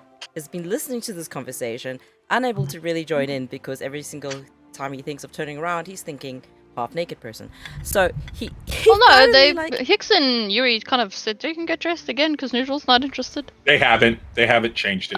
Yep. they're So- just Well, they're they're still just walking with their topless. tits out. That's fine. So Kitties. Sang does Nhudrel shout out to is- Nhudrel though. Your new partner friend is very interesting, Nhudrel. You should come talk to them. listen, I Being am- very Thank you, I- Fang. give me a moment. And he's just like he doesn't turn around. He's like, if I give you my shirt, will you wear it? He's not looking Nhudrel, don't at be them. so rude. You can't force people to wear clothing. Disrespectful I mean, to their body. I'm Admittedly, asking. though, I agree with you, my new friend. But admittedly, then I'd get to see this young man without a shirt, and that would be very nice. So yes, I'll take that deal. Of course, why not sweeten the deal? Take his shirt, and we get a meeting out of it. It's fair. Oh Yes. yeah, Nhudrel trade. I was trade already your willing to body do for that. us You to already get a rescued meeting. me out of the dirt. You got a fair runway of favors. Is I was going to do it the moment you asked. You know, we're pointedly- sweetening the deal. We're making out on good terms. pointedly Mm. not joining in this conversation and just pulling his shirt off, his like dark green shirt off. And you'll see actually, because he's still not facing you, so you have full view of his back. His entire back is laced with golden stars. Whole back. I'm sorry, Oh. I heard Goddess. porn stars. What did you actually say? Golden scars. Okay. So remember he tattoos his scars with gold? His entire Mm. back is covered in them. And they look very Yours? vicious. But he takes it off and then he sort of like hands it in the general direction of this person. Thank you, sweetie. And then grabs the shirt and puts it on themselves. Oh, this is better. That's Nhudrel on the back. Good You're- man. Yuri's gonna whisper to Fang, and just while he's still on the shoulder, Fang. Why does Nhudrel hate boots? Hey, boobs. Yeah, why does he Ish. hate them? Question mark. Breasts. And he'll do like the little cuppy motion with his Oh my hands. God. Oh, Then kind of like thinks like genuinely, it's like maybe he wants boobs too. And she's like looking at her own, and she's like, Hmm. Yuri looks down at his own little flat chest. Maybe he's jealous. We could get him some. oh dear God. Is this audible? Can people hear this conversation? They're They're whispering, and I'm saying that Liar can't hear them, so I don't think Nhudrel would. Yeah, Hicks is 'cause talking to Lyra's like Liar, right- so he's Yeah, probably not yeah, really Li- interested in yeah. whatever the fuck Yuri's conjuring up. Yeah. how do we get Motherfucker. him boobs? Transmutation potions. I know a brewer. Just it's not in this plane. So we would need to, pop to a different plane and get the potion. But we'll figure it out. We get him the breasts he wants. I'm so mad I can't hear this. It'll be a good gift. He will be very will. happy. He won't have to be He will be upset about so the mad. boobs anymore. I know, and then he can walk shirtless all day, and he can, he can do a shimmy in the moonlight, and he will feel wonderful. I Fang swear- sounds so very much loudly, like glorious. Fang just has so many poor interpretations. She thinks Hicks likes keys. Nhudrel needs boobs. Nhudrel wants boobs. She has a weird think about almost everybody so far. It's building up. Liar. I'm so distracted by this. Yeah, liar, of course, to Hicks is like, well, you're obviously a very capable man, right? You're a man. Yes, I am. You're an obviously very capable, probably very dangerous man. I get that from just how you walk and everything. So just a heads up, the family like to undersell their level of threat. So like how incredibly dangerous they are to deal with if you get on their bad side. So just a heads up, a lot of people, they want to meet with that. They think there, and then they meet with some scrawny person, a scrawny person that doesn't look particularly threatening and everything. But think of every time you're talking with one of the family, you're talking with a huge organization of people. It's basically like talking with a whole entity of people at all times. And so they're very patient and they're very there. So just some heads up. I'm not worried about you, but I have occasionally seen some people approach the family feeling like they're coming to them from a place of like relative strength, or at least decent strength, not really realizing that like these are not people that that you meet with lightly. They're people that you meet with seriously and take them serious, even if the people you first meet in the family don't seem like that big of a deal.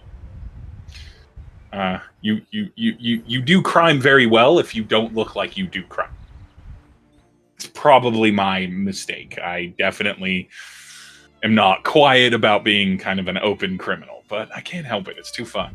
It'd be boring if I was just successful all the time. We'll keep what you've said in mind. You mentioned turtles. They tell total. excellent stories. Very ancient, long-lived creatures. Big turtle people. Don't call them that to their face. For some reason, a lot of people that aren't like elven or human really don't like it, even if they kind of look like an animal or species, being called like that plus person. They don't like that for some reason. I don't know what that is, but I think if I looked like a turtle, I'd be fine being called a turtle person. Yes, I I can understand that. I was called a frog person when I was younger, and it really did not make me comfortable. So, yes, I absolutely. Well, then I won't call you that. Yes, please do not. I'll just call you handsome. Continue to call you handsome. I goes bright purple. Yuri, My goodness. Yuri's that. No, I'm gonna not make that joke. Never mind. Yuri is doing that thing where he's visibly shaking because he really wants to make a joke and he's like trying to restrain himself. And it's just like tapping his fingers on Fang's shoulder, like I'm trying so to behave. proud. What is this? Restraint? I'm so proud of you.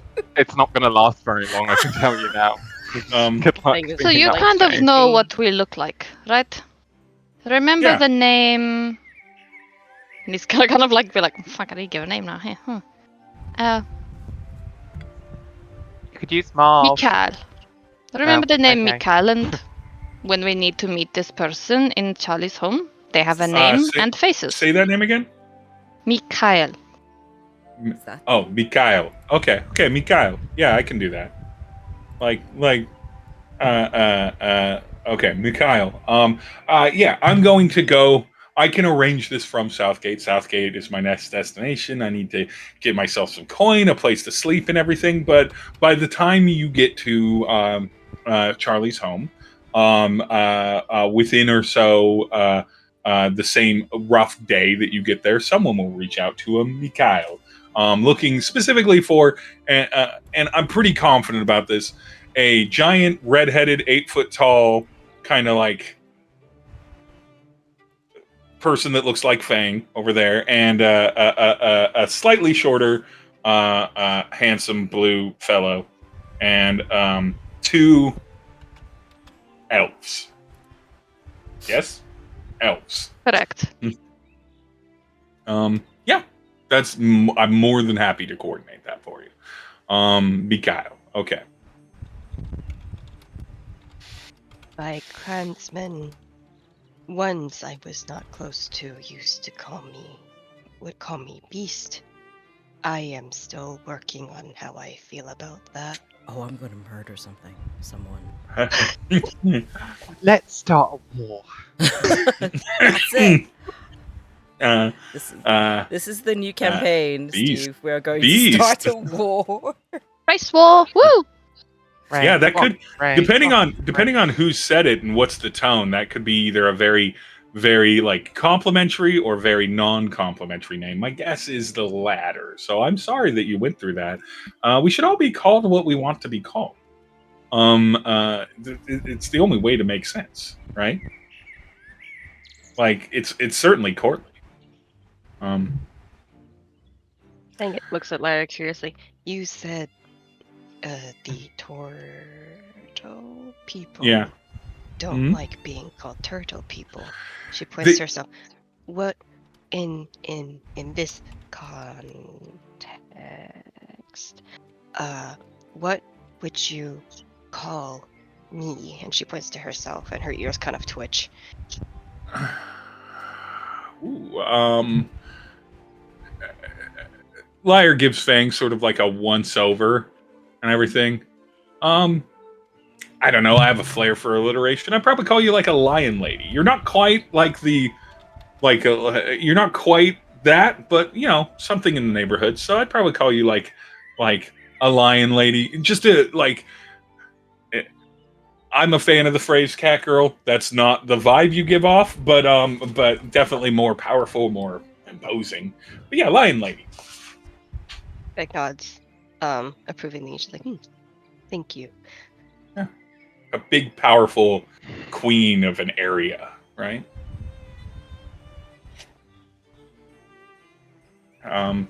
Everything. It's like, all right, well, if you're not stopping in Southgate, I'm happy to travel with you till there, and then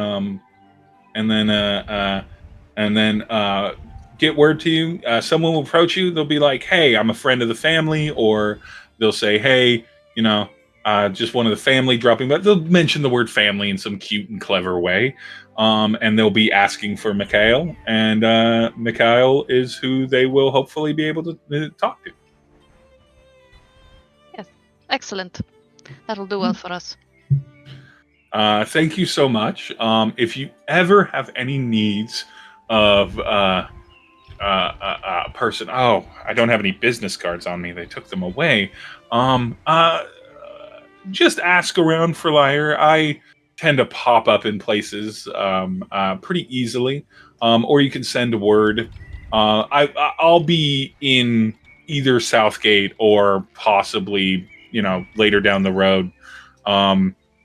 In the capital or there's abouts is usually where I tend to haunt when I'm in Nhudrel. We will Thing keep is your some name juice, in but mind. use point. Like Mhm. that you are alive. Oh, I'm using haunt as like a fun colloquialism.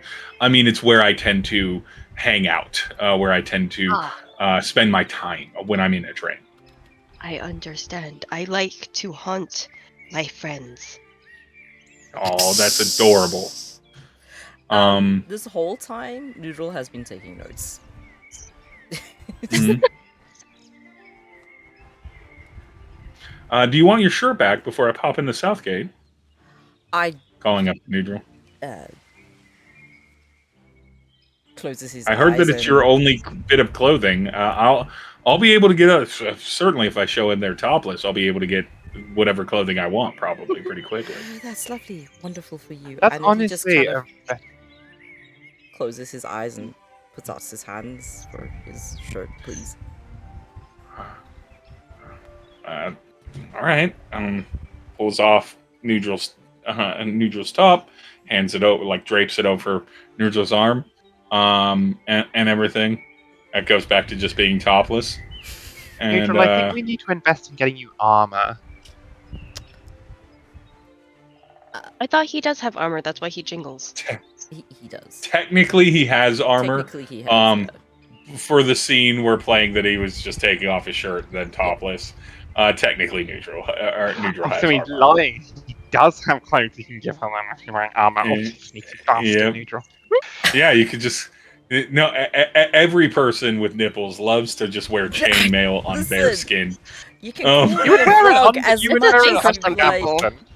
Yeah, You yeah, can of call me a course. frog as much as you like. I have nipples. I'm not going to free nipple under chainmail. Well, you would wear a gambeson, a little fucking. Yeah, you'd wear a It's not gambeson, going to do of course. much. Yeah. Thing would proudly free nipple Your with nipples neutral. your nipples would Free die the if you just wore a knobs. shirt under Oh gambeson. my word. Right, we're doing a medicine check on your nipples next. No, Check if they're there. leave my nipples alone. No, it's okay. Uh, We'll get you breasts with new nipples. No.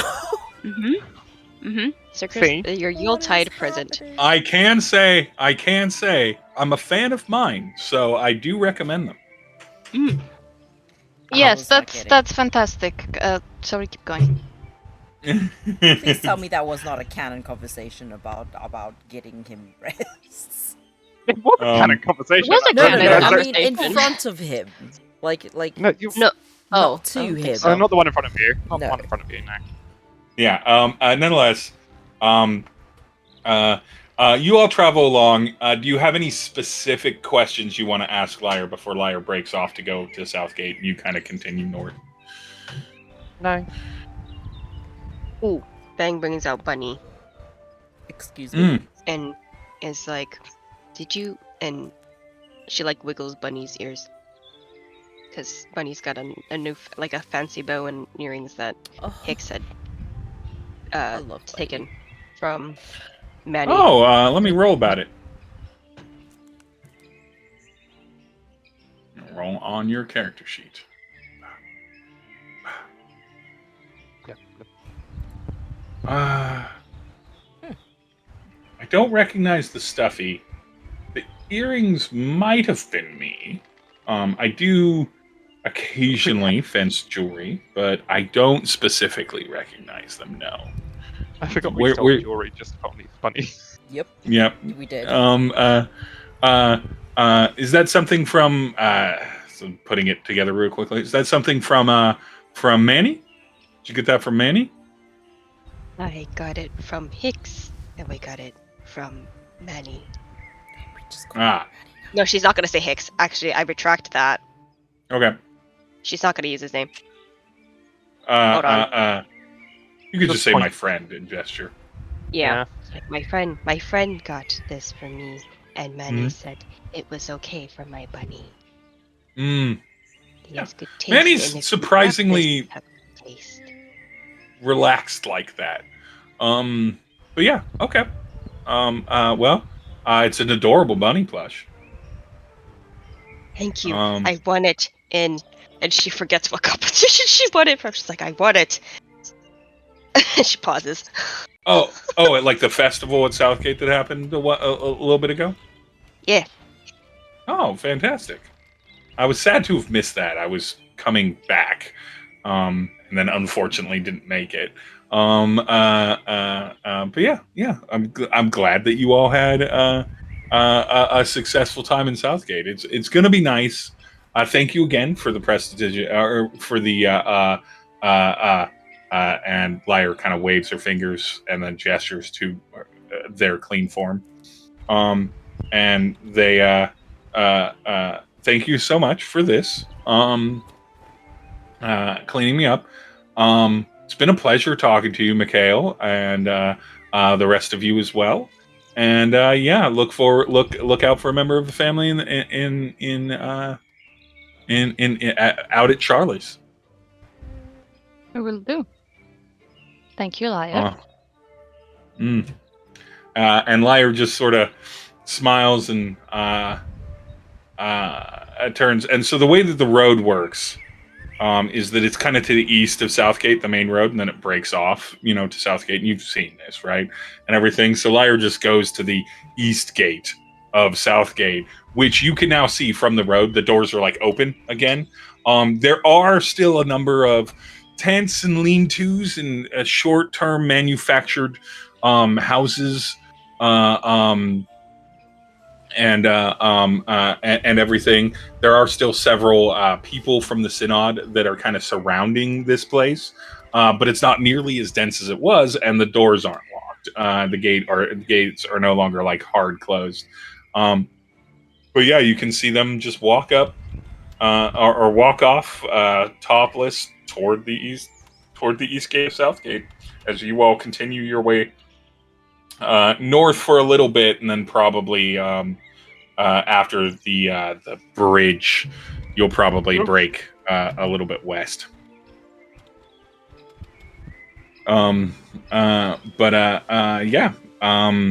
Lyre kind of heads off to coordinate a meeting with the family. And the rest of you, I assume, continue on the road north toward Charlie's home. Yep. I would All think right. so. It is a solid rest of your day of traveling. Are you trying to hustle, or are you just kind of moving at a nice even pace? Can I Um, see even? Hey. yeah, I wouldn't say there's like a massive hurry because I wouldn't be like dawdling, but they're, Yeah, Yeah, Yuri's just enjoying a piggyback ride, so he's having a great time. yeah. Yuri will be You're. hurried for the entire period. It's easy. It doesn't slow. Um,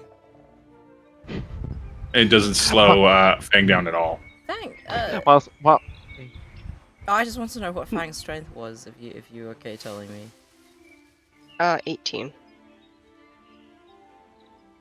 Okay, cool. Sorry. Huh? You were saying? Yuri's gonna hold open one of what's the word? He's gonna basically be reading Fang a book while they walk because like with the fucking piggyback position, he's gonna be holding a book in front of her face as they walk, and he's just gonna be reading her a story.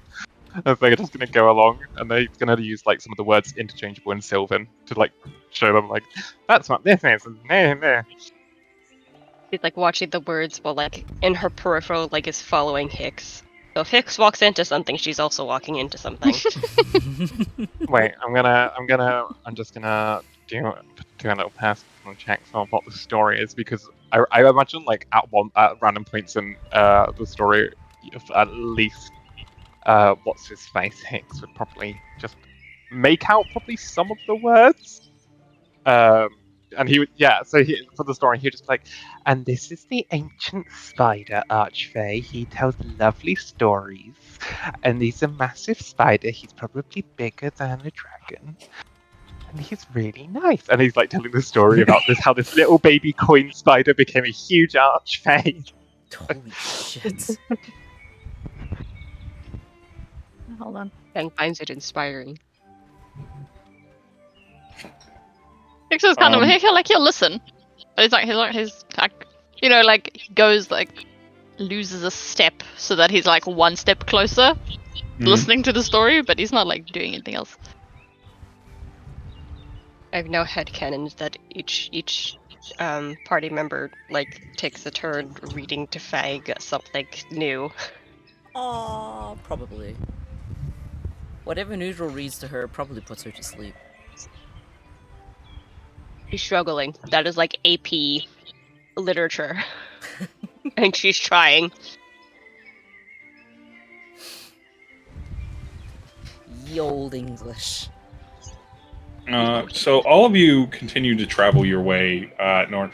There's no other significant events that happen for the day. You get to the sort of again, you're kind of in the same situation where because you're traveling on the road and it's kind of the most direct route and it's easy to move through it.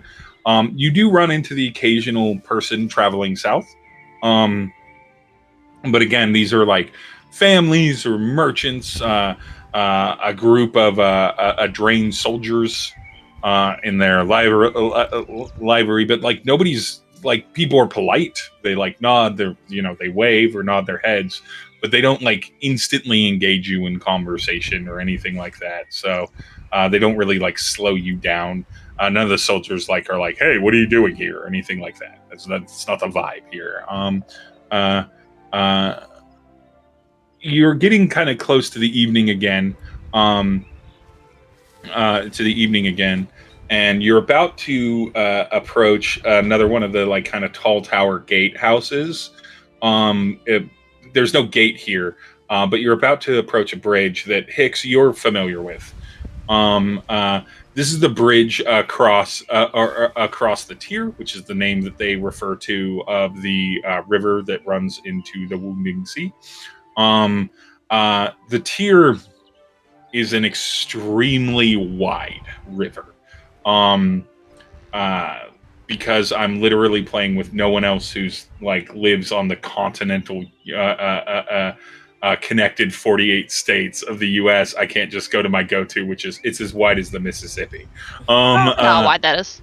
Yeah, it's wide. It's unlike any river, and so the bridge is actually quite massive. and this like excellent stone structure. As you approach it, and it has like a tower battlement on each side, kind of thing. To watch it again, handful of guards.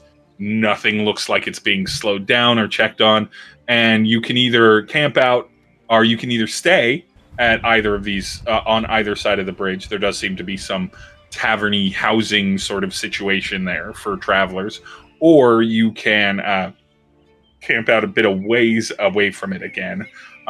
Choice is yours. Yuri will just go straight away. No matter what the other shoes, he is not going to be staying on stone. Hicks is he's not fussed. So he's also doesn't obviously want to draw attention to himself either, so he's also quite happy to just camp like outside. So he'd Continue kind to of camp. you'd just like happily just like follow Yuri. He'd be like, okay, cool.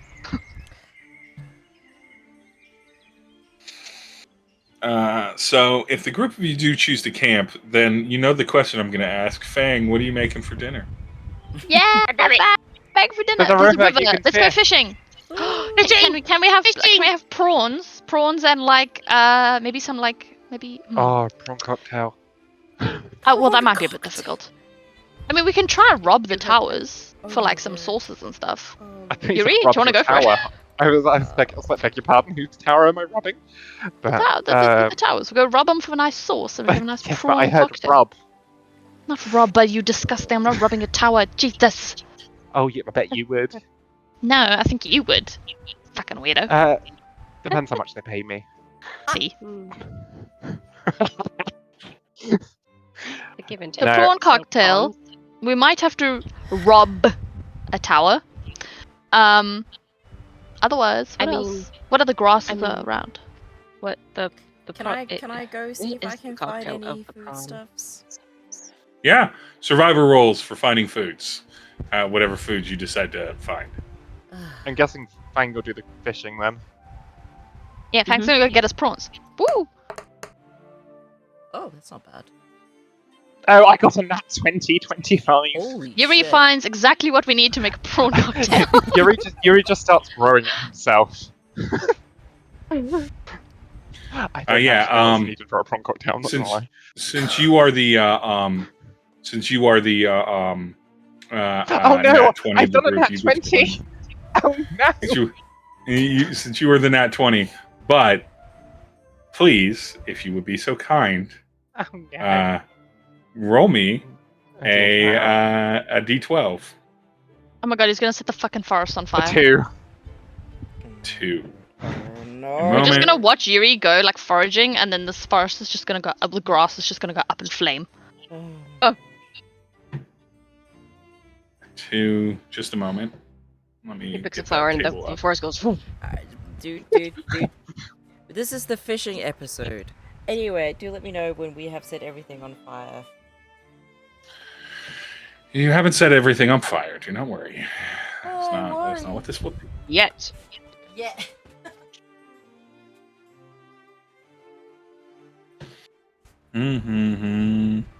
Let me go to my. The cocktail There of a is- shrimp cocktail, is it tomato based? I think it can have tomato in it. Yeah, we could. No, but we can't eat your tomatoes. Remember? Ah. Yeah, those tomatoes don't work because they're spectral. They only Darn. do damage or do things to ghosts. Oh my god, tries Fang! anyway and fails. Throw a tomato at someone in the tower to distract them, and then we can go steal stuff. I mean, she'll do it if it's ass, she'll do it. I'm like, okay. So I just what? fireballed First, what myself. is Yuri? What is Yuri looking specifically to collect food survival roll? Because you get whatever you say. You can What- state something as ridiculous as you want. What would Fang ask me to get? Because Yuri would just be like, just tell me what you want. Go get chili so we can make sweet chili sauce. Oh my word. Yeah, chilies. So like spicy shit and all of that. Oh no, wait, Hicks is not gonna like that. That's fine. He's just Oh. he won't eat the sauce. Oh, It's that's fine. meant the sauce is on the side. The sauce Yeah, is on the okay. side. Hicks away, who wants air. What do you want, Fang? What would Fang want?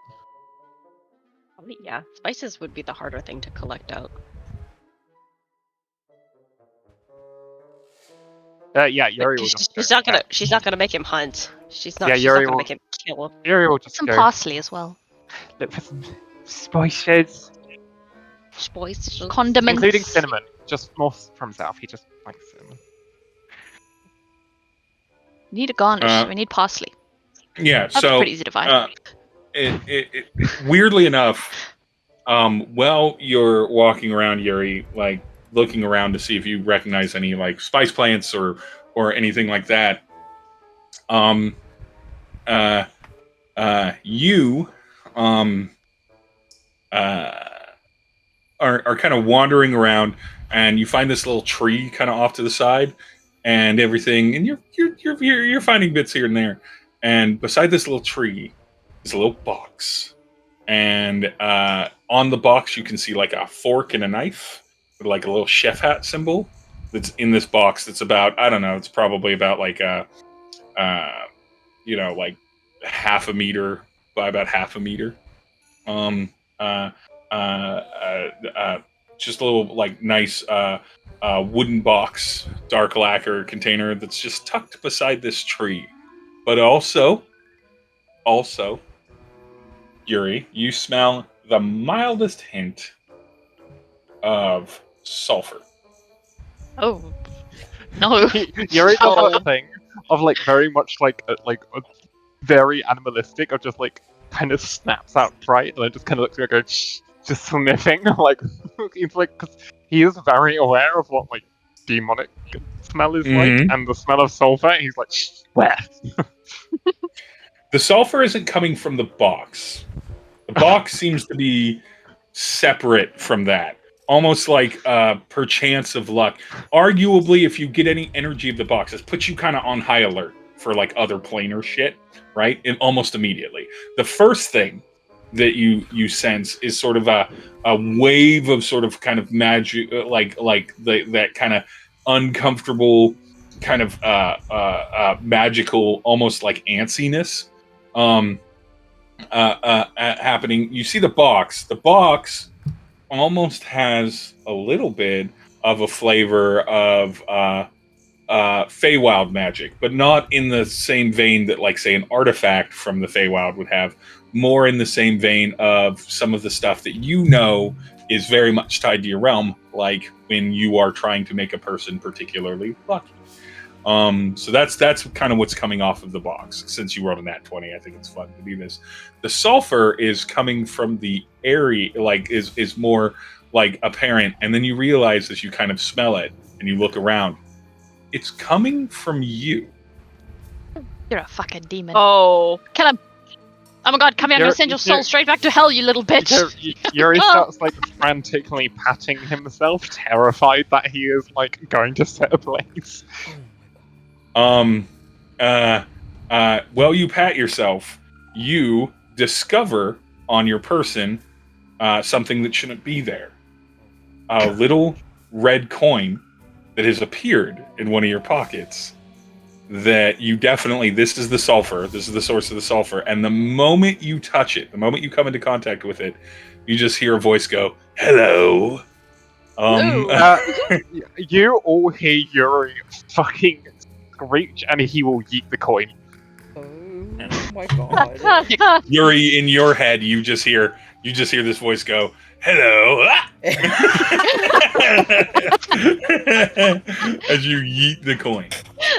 Yuri will then pick up the lunchbox and then just like just look around like ah. I imagine Yeah. Hicks would have like, because he's busy just setting up camp. He didn't go foraging, so if he heard Yuri screaming, we he'd just kind of hear be a like, shriek into the distance. yeah, like a kind of go echoed check shriek. like, what's up. I'm going to run towards wherever Yuri is, just straight up looking for food and just go, what? And then yeet myself across the place to find him. Man, what are you screaming Holding a for? lunchbox. When did you find that box?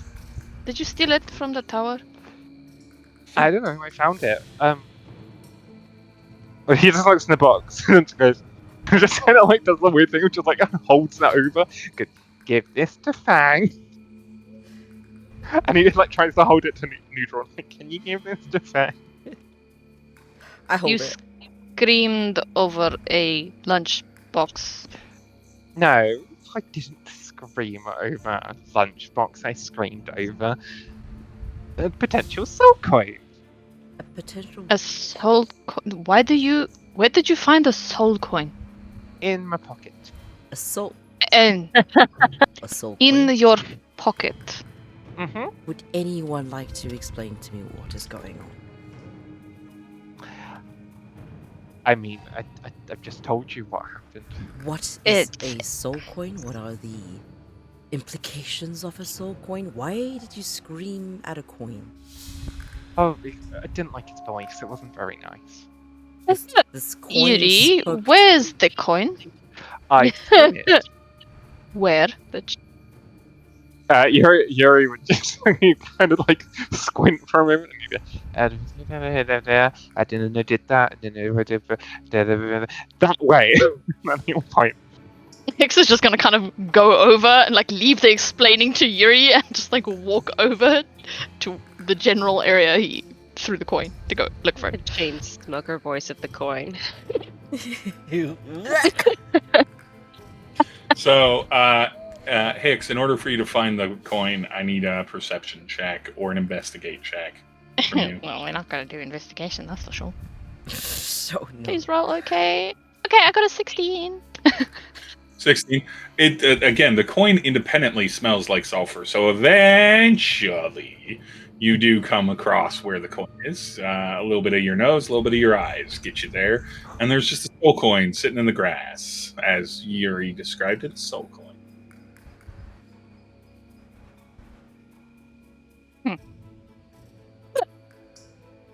A red coin definitely has a demon head on one side of it that's facing upward. Oh. Some fucking demonic scripts on it. Some If you infernal stab- writing. Wait. No, I don't understand it though. Fuck. If you stab the soul coin with your dagger, that sends souls to hell. You can I just know. send it home. Off you go. Go back home, lad. I think what is the writing on like both sides of the coin? You'd have to pick it up right now. You go. I'm not gonna touch it. I'm gonna use a dagger and I'm gonna flip it. Yeah. On the back of the coin is actually just like a little pattern that you eventually realize is like a devil's tail, if you will, with like a little spade on it, so it's heads or tails. And yeah, there's infernal writing on the back of it too. Yuri Not would much, just maybe shut like up 6, to 7 words catch up. on either side. Because Yuri was just kind of bent behind him, watching him. Mhm. Nhudrel, do you have a piece of paper and a quill, pen, quill, wheel, writing utensil? Because Hicks has fuck, what's it called? Dunno. Give me a hot second, I'll find out what it's called again. Oh Jesus, where is it? Wait, I'll find it eventually.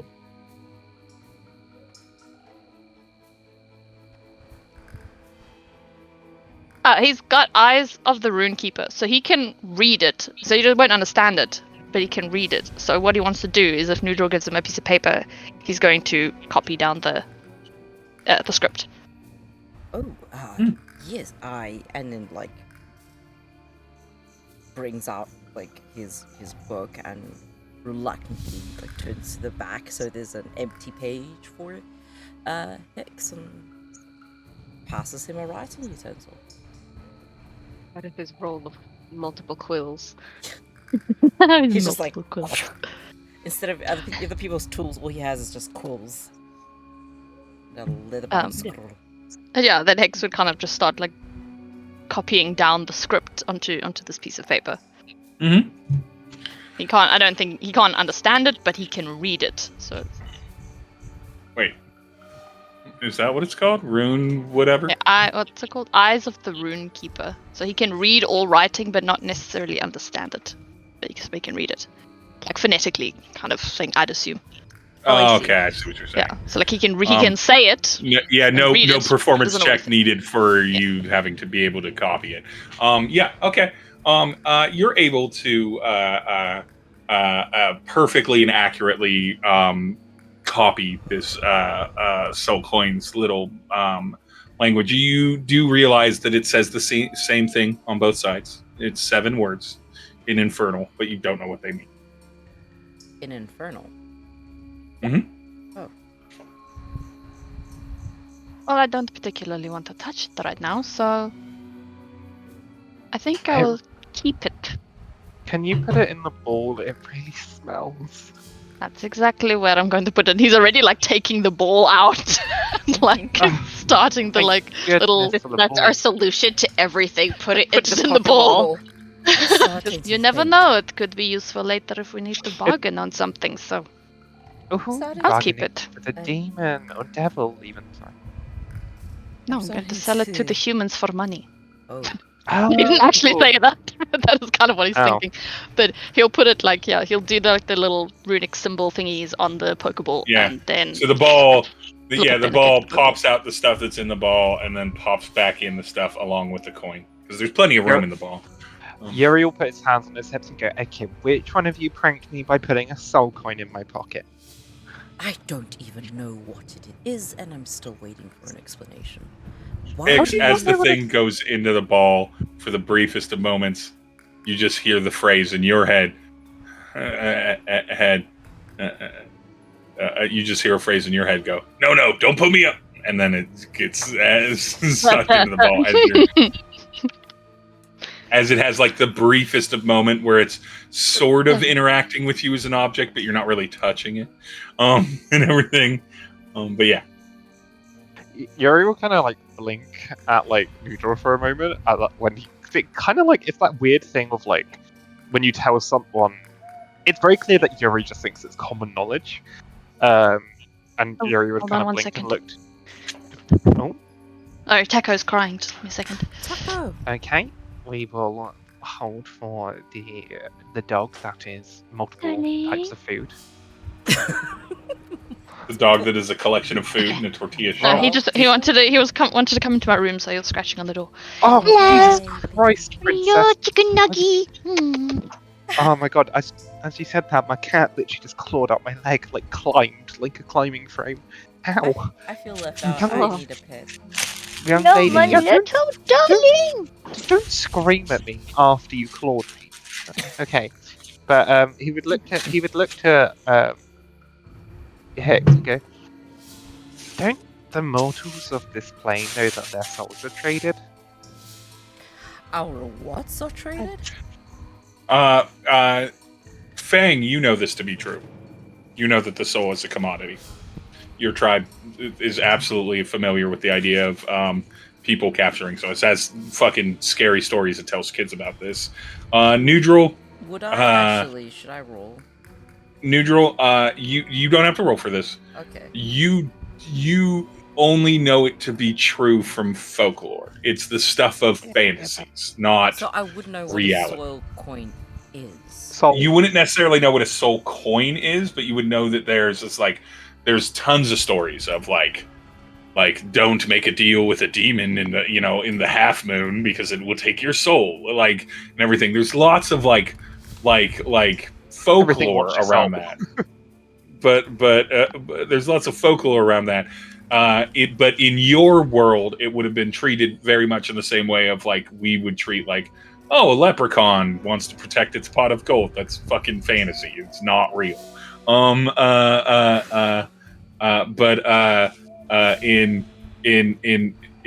So that's about the extent. For you, Fang, the moment you hear about like a soul and souls being traded, for you it's truth. It's like genuinely like it's as much of a warning as, hey, don't approach a bear.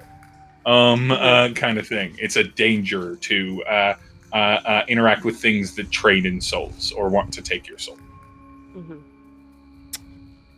Right. And then Nhudrel's gonna flip to a page where it's just more things that are apparently not fancy and scribbles soul bartering on top of that.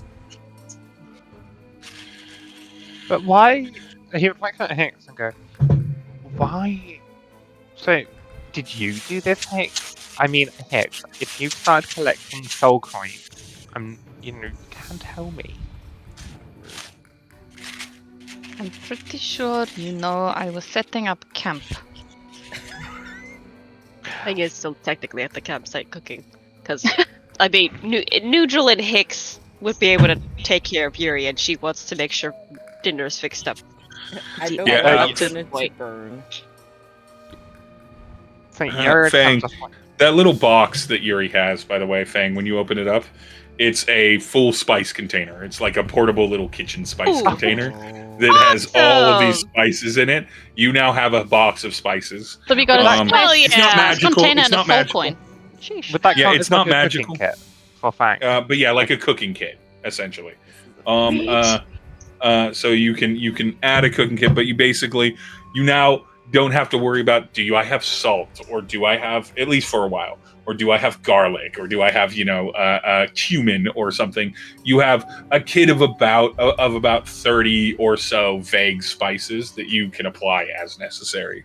It's not magical. It's not automatically replenishing. There are items that are that in D&D. This is just literally, somehow Yuri was lucky enough to happen upon an abandoned box of spice kits while you were looking for things, and then Yuri was also able to provide before then any of the things that you need for the actual because I think you all wanted shrimp cocktail, I think is what you all were Yeah. doing. Shrimp cocktail. Let's go.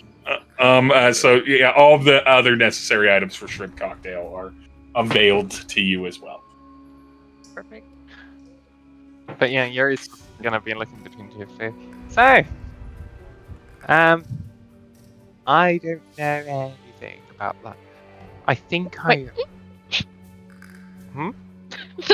The dagger of soul sendings inside the Pokeball with the coin. Oh. Bye bye. I Be forgot careful not yeah. to jingle the orb. Be careful not to jingle the orb. You probably yeah. That would be amazing. That would be an amazing DM play for me, is to just be like, oh, you put them both in the thing. Dagger accidentally stabs the coin. No. Dagger's wrapped. Yuri would just still kind of stare at the two though, like, I don't know what that means, but I also do think I leaked again.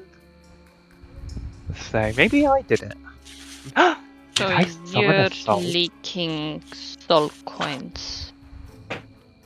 My goodness, oh dear, that would be I would be a wondrous money-making tool. Your body Oh no, expels soul coins? I don't Are you a think type so. of golden duck? Yeah. Feel free to roll Arcana about it, Yuri. I know I your mean- Arcana isn't particularly high, but Yeah, Yuri would at least say, no, but I think this... Hicks, and he would look to Hicks, I will roll Arcana as well, but he would say to Hicks, that's a 9 anyway, but Yuri would at least say to Hicks, like, Hicks, this may it might have been, I might have just accidentally stolen a double soul coin. Oh. That sounds bad. You need to figure out didn't- how to control this. I didn't mean to. Also, I don't know why that would have anything to do with hell. I mean, unless because I'm on this plane that it was easier to accidentally make a little mini teleporty thingy to hell.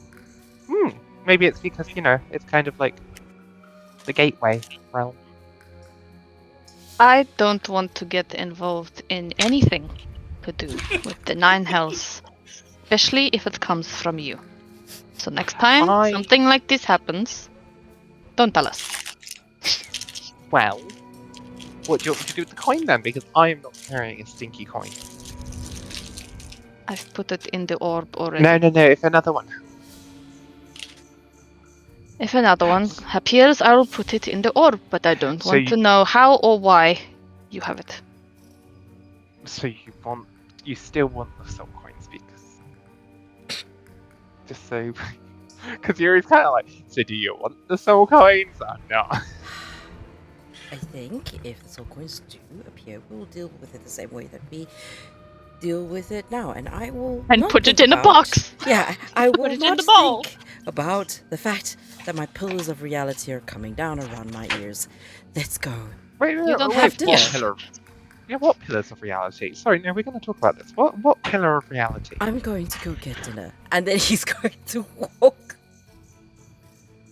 He doesn't want And then this. he would look to Hicks and then say in Elven, go, and that's why we don't tell mortals anything. So stressed. It's indeed why we don't tell them anything. Oh, apparently they're metaphorical pillars of eternity or what? Imagine we told them we could trade the soul coin. Oh, imagine they could tell him that I could take his soul.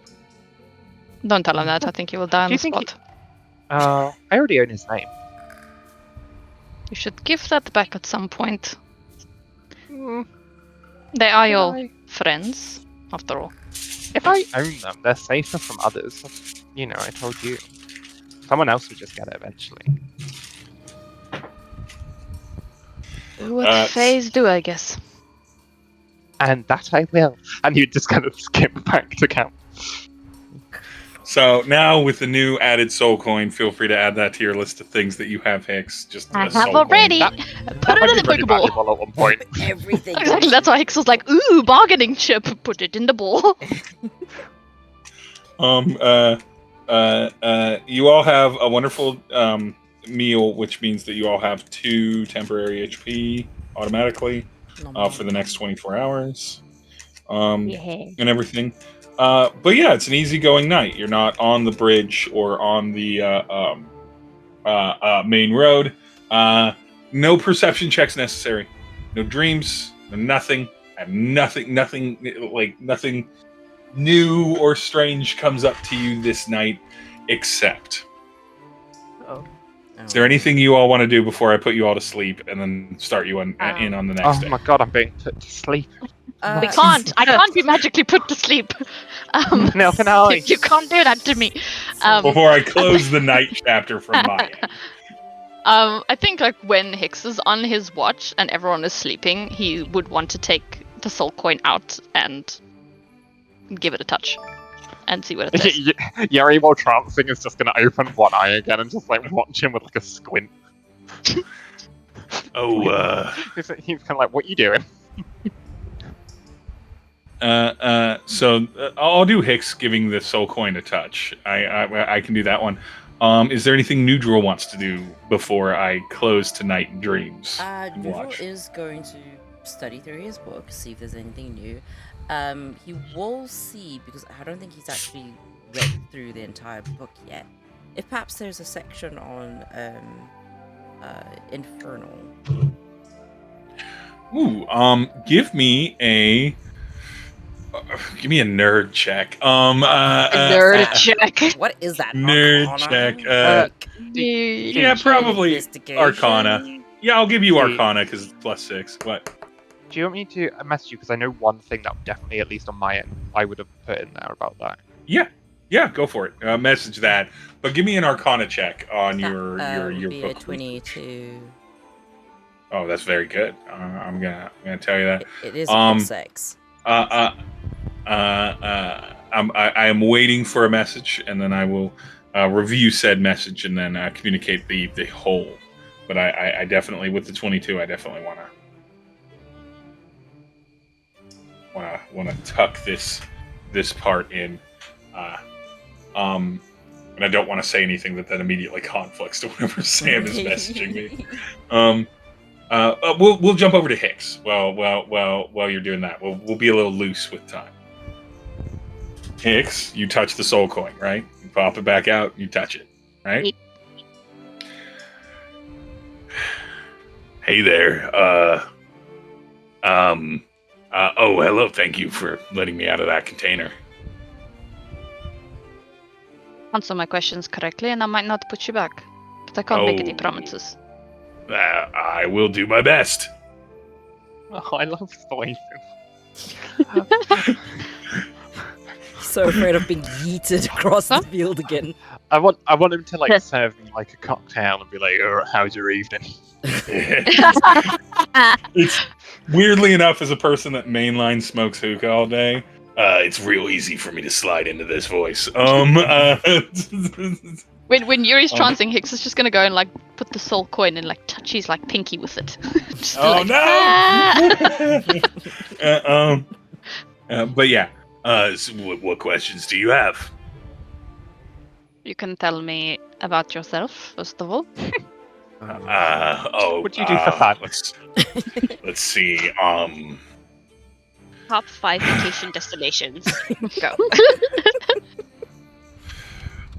I am well, we're in an interesting situation. It might be hard for you to believe, but I know this looks like I'm a soul inside of a coin. And that's sort of true.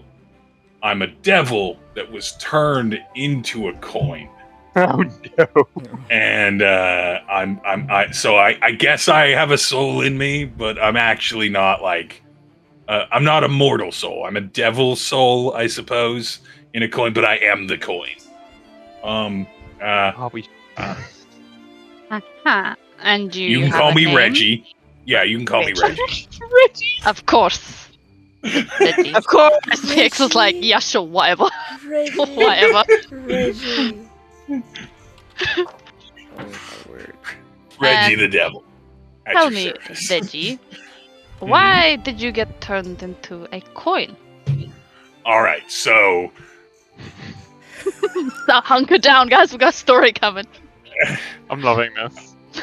I don't know how familiar you are with the ongoing conflict between the demons and the devils in the Nine Hells, but it's a whole big mess. I'm gonna skip over that. Just know that demons and devils don't like each other. I know that. So Can we keep him? I want This is my favorite in your NPC. pocket. He is in my pocket. I was a private first class in the Devil's Army, and I had an opportunity to create a situation where I thought I would do a super cool stealth mission where I would disguise myself as an innocuous object, and then demon, being greedy, careless, and idiot creatures that they are, would collect me up and be like, "Oh, I have a soul coin. This is," and then I'd pop out of the coin, be like, "Haha," and stab him. But Just imagine Hicks is like unfortunately- looking at this coin like with the biggest frown on his face, like that was the dumbest plan ever, but he just hasn't said anything. Unfortunately, you pop out like some sort of devilish Jack in the Box, like surprise, and then into the throat. But unfortunately, I am not as practiced as maybe I thought I was in certain transmogrification spells, and I got myself to the coin state, but then didn't realize I couldn't be the one to say the words to let me out of the coin state. And so I've been a coin on a shelf of a demon for like the last 100 or so years, I think. Oh. Roughly 9 hells years. I don't know how that translates to wherever we are. I do feel that I'm in a different plane now. Do you know this demon's name? It started with a K of some kind, but I don't honestly remember it. Meow. What? One sec, I'll just type. Kevin, Carl, something more impressive than that, certainly. Kazza. Kevin Carl. Candace. Oh my god. Coral! I'm gonna know it's just Kelly. Fucking It's Kelly. Kelly. Fucking Kelly. It's a fucking Kelly. Kelly is a right slag I've heard of Kelly even. Oh my god. But yeah, some sort of K name. So if you could say the words that are printed on my body, I guess, that would let me out, and I'd really appreciate that. Or it would reappear me as a devil, and then I'd really appreciate that. Humor me for a second. Yeah. Why in the 9 hells would I do that? Well, number one, offensive. Why in the 9 hells? You don't get to say that. That's our phrase. Number two. It's clever, though. I will admit, It was a clever turn of phrase in this conversation, so I'll let it go. Number 2, to get to it, doing a devil a favor for a favor, and everything like that. Scout's honor. I'll just pop back down to the 9 hells when I'm released. I have no interest in being wherever I am. Uh-huh.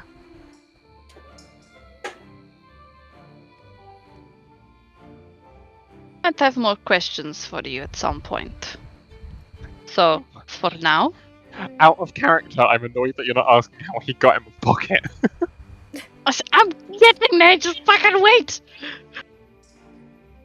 I made me forget what I was gonna say, you little bitch.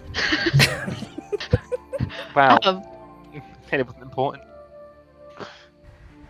While I may have some of my own questions that I would like to ask you at a later stage, Yeah. I am not going to let you out right now. Well, I can't say that I'm happy with that result, but it's not like I can do anything about it. But I want to know, why do you think you appeared where you did? It felt like a summoning. A summoning. Yeah, but not for me. It wasn't like Reggie, get over here. Like that wasn't what it felt like. Reggie, get over here! Reginald. Reggie, get over here! Reginald, Mom's calling for dinner. Like, it was more like it felt less specific than that. It's just I felt like an energy around me. I can't really see, but I can sense things. It makes me consider what, like, if there's sort of a greater sort of awareness or presence in the inanimate objects we interact with any day. That I've had 100 years to think about this. I'm not going to jag off into that direction, but essentially, it felt like I was like a broader summoning, but not specifically for like me, Reggie. It wasn't like someone that knew my name or was, finding me in some sort of like infernal book and summoning me directly. It felt a little bit broader, but yeah, that's how I knew that I transitioned planes, because I definitely passed through like a planar shift of some sort. Oopsie daisies. I see. Just gonna kind of like think on it for a minute, like, oh my god, this fucking fairy's opening portals to hell. I Yay! didn't mean to. It was a whoopsies. Still fucking did it. I'll make you another book. I don't think you can make me another book that's worse than the one I have, but thanks. I can try. Coloring book. Technically, that wasn't Sam's fault, but Yeah. It is. It's always his fault. He's a little bitch. It's always I'm his blamed fault. for everything. Everything. the that bad happens parts to of your book are a little bit my fault, but nonetheless, yeah. So I certainly don't have the ability to resist anything in coin form. I will ask, if you do put me away, could you tuck me in a little cloth? It's kind of like wrapping me in a blanket. You're making It's cozy. demands now. Interesting. No, I'm at this asking. point. I that's why I asked. I said I started the sentence. I will ask. I request. In your I large would chest. consider What it if you What is can Hicks' tell face me, doing? but nothing. It's Hicks. Okay. Can you translate what is on your body, as you call it? So, no, because the spell that I cast won't let me actually say the words or even think them. It's What if 7 I words. read them out to you and you translate it for me into common? Will that release him? Yeah, I think saying the words will release him. No, I think it'll Yes. be a. Please read the words out to me. I'm not going to make you do that. You would immediately. This Reggie Oh no, he isn't can't the show it most. to him. Hey, I was like, what if I just show it to him and I can't show it to him? He doesn't have eyes. But yeah. No. I think we both know you're not going to read them to me. That would just let me out. I thought you'd maybe fall for it. Anyway, that's enough for me. I will put you in a cloth and you can sit next to Thank a you so very much. interesting dagger. I'll have mine. Oh, okay. They can be Uh, friends. Thank you so much. We And need to then put when the soul you coin on Fang's cleaver. so that there's two voices that can talk to Voices. each other. You can just have Yeah. me as the GM talk to myself. That's super fun. All GMs love that. The moment you wrap him in a cloth, he's like, "Oh, thank you." It's like being wrapped in a cozy blanket. So Oh, Didn't know he was so uh, sentimental. He's just gonna yeah. like put it back in the orb. So that was that. Back to neutral. Back to neutral. Now you know that you have Reggie the Devil Coin. You could rename your soul coin to Reggie the Devil Coin. Because it does yeah, good have idea. his soul in it. In the way that his body is the coin. Nonetheless, Nhudrel. Yeah. While reading through this book, you see a few things. I think the most interesting thing that you see is probably something that isn't like immediately relevant to you being able to translate Infernal, but is extremely relevant to learning a little bit about your travel companion. Um, you discover that there is a history of devils trying to make their way into the Feywild, specifically to invade the Sealy Court, which you had heard Yuri refer to a couple times in passing. The Sealy Court. You know that there are legends of the Feywild, or of the Fey, where there's like a very courtly, very like almost classic, very like kingdomy setup of some sort, and that there's conflicts within that. There's conflicting stories. There's no like single history of truth, because it's all, again, long fiction, things that are considered lore or mythology or maybe religion, but not necessarily verifiable, like this is a real thing. You know that they have you read a little bit about the fact that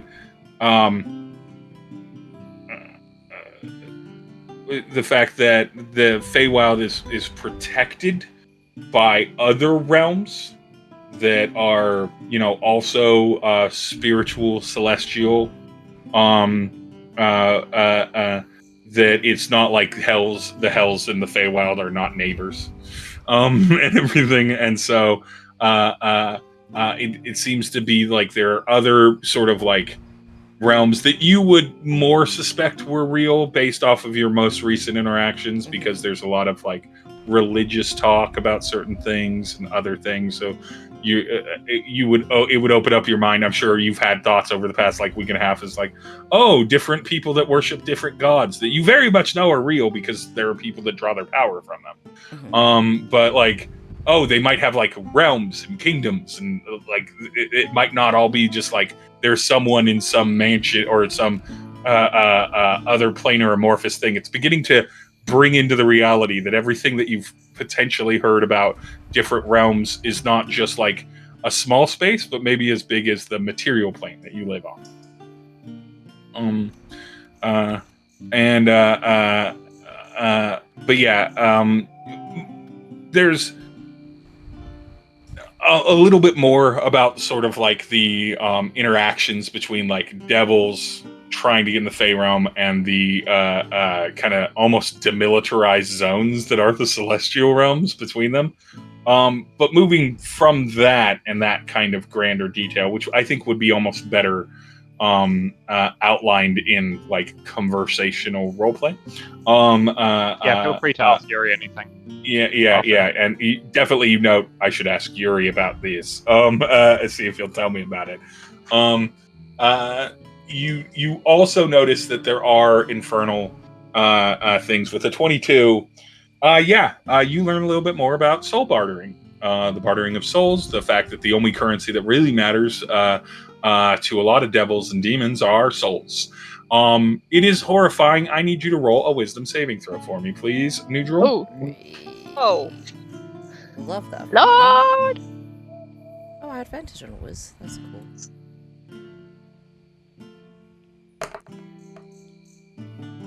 Whew, that's a 23. You rolled in.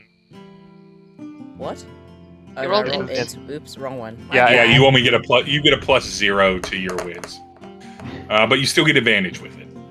That 12. 12's enough. I'm not going to say this definitely gives you the most significant nightmares, but you have just learned that essentially the hottest commodity in the hells, the 9 hells, is the mortal soul. An immortal soul, or a almost immortal, like demi-mortal soul, would be much more valuable, but they're considerably more rare. The currency of true power broking is souls. And you are now, in the same moment, realizing that you are simultaneously a living being with an external soul that will probably go to some fashion of afterlife or continuing life or something that's now guaranteed to you. Full stop, no questions No. asked, that will happen. But on top of that, that path that you might go on is as a product, as a valuable unit of currency. And that those combinations of oh my god, mythology and religion might be real, like any of them might be real, and oh my god, I'm in danger, and this is so far out of my league on anything I can definitely immediately do about it because I'm not a cleric that's learned how to protect my soul because I'm a man of letters. I care about learning. Now all of this slams into itself. And so I don't know, take some migraine meds about it. Vomits a little blood, it's fine. Yeah, nose starts bleeding. So It's not good for my ulcer.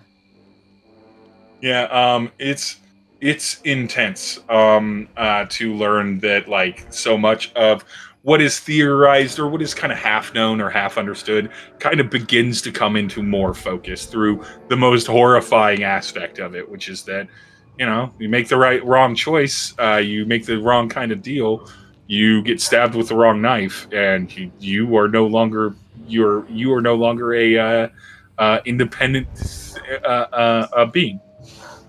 Oh my god, does Nhudrel know about the details of the knife Hicks has? Do I know about if the Hicks, Don't know, if do Hicks, you? Question if mark? Hicks would have had to, Hicks or Yuri would have had to tell Nhudrel about it. I I- guess I don't. That's gonna be fun. for the best. That's probably for the best. Hicks, what do you have? Nothing. You can't lie, can you? Echo, stop talking. No, Hicks can lie. Hicks can Yuri, lie. Yuri Yuri can't. doesn't Oh, lie. Hicks can lie all he wants. Yeah, Oh. Yuri. Yuri sticks to his word. Great. But yeah, feel free to honestly, if you do want to ask Yuri questions after reading that, you can. Yuri would be up anyway. Awesome. I mean, we do have a month-long hiatus, so be a fun talk. Yeah. Well, I meant now, but sure. Now? Yeah, I would say roleplay it, that that's this the would point. be. I would say this would be a good little role playing thing. But before you get that, because that's a conversation for like the morning or the traveling the next day kind of thing, because it takes you a few hours of like deciphering and flipping through pages and kind of putting these things together. Nhudrel, before you go to sleep. We've had Hicks, we've had Nhudrel. Yuri, are you doing anything other than the standard sort of things? Maybe doing some language with Fang before you go to sleep, or some just this journaling. shit. Standard stuff. And so, well, Fang is asleep that night. Uh-oh. Fang, Mhm. you have your normal dreams. You have your normal dreams. Fang, you are once again at your night's campfire with the other members of your friends in the appropriate position. Same thing. Hicks looks like they're out on patrol, kind of checking the perimeter. Yuri looks like they're trancing. Nhudrel looks like he's sleeping. And you're just sitting in front of the fire, and you feel that hand and that voice and those endorphins again. They kind of like shudder through you. And that now becoming familiar voice that you know likes to be called Butcher. Goes, I'm restless. We didn't get to put down any villains today. There wasn't a fight. She kind of says, matter of factly. But could there have been? What about the people that buried that stranger? Do they deserve to be punished for that?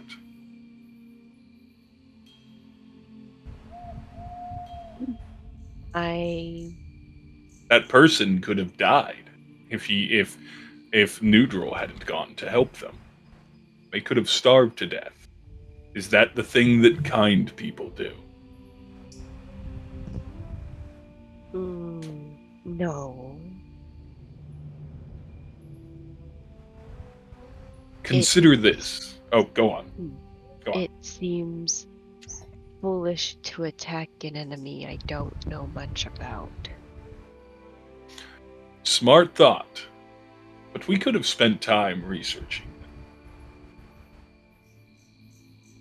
Consider this.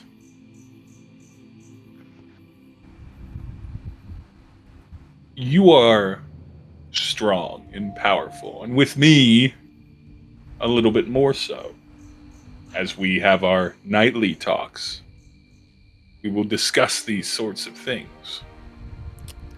Who better to meter out appropriate punishment than someone from the outside looking in, seeing all of the different interactions, not being held by what societal traditions are, and seeing where the harm is felt.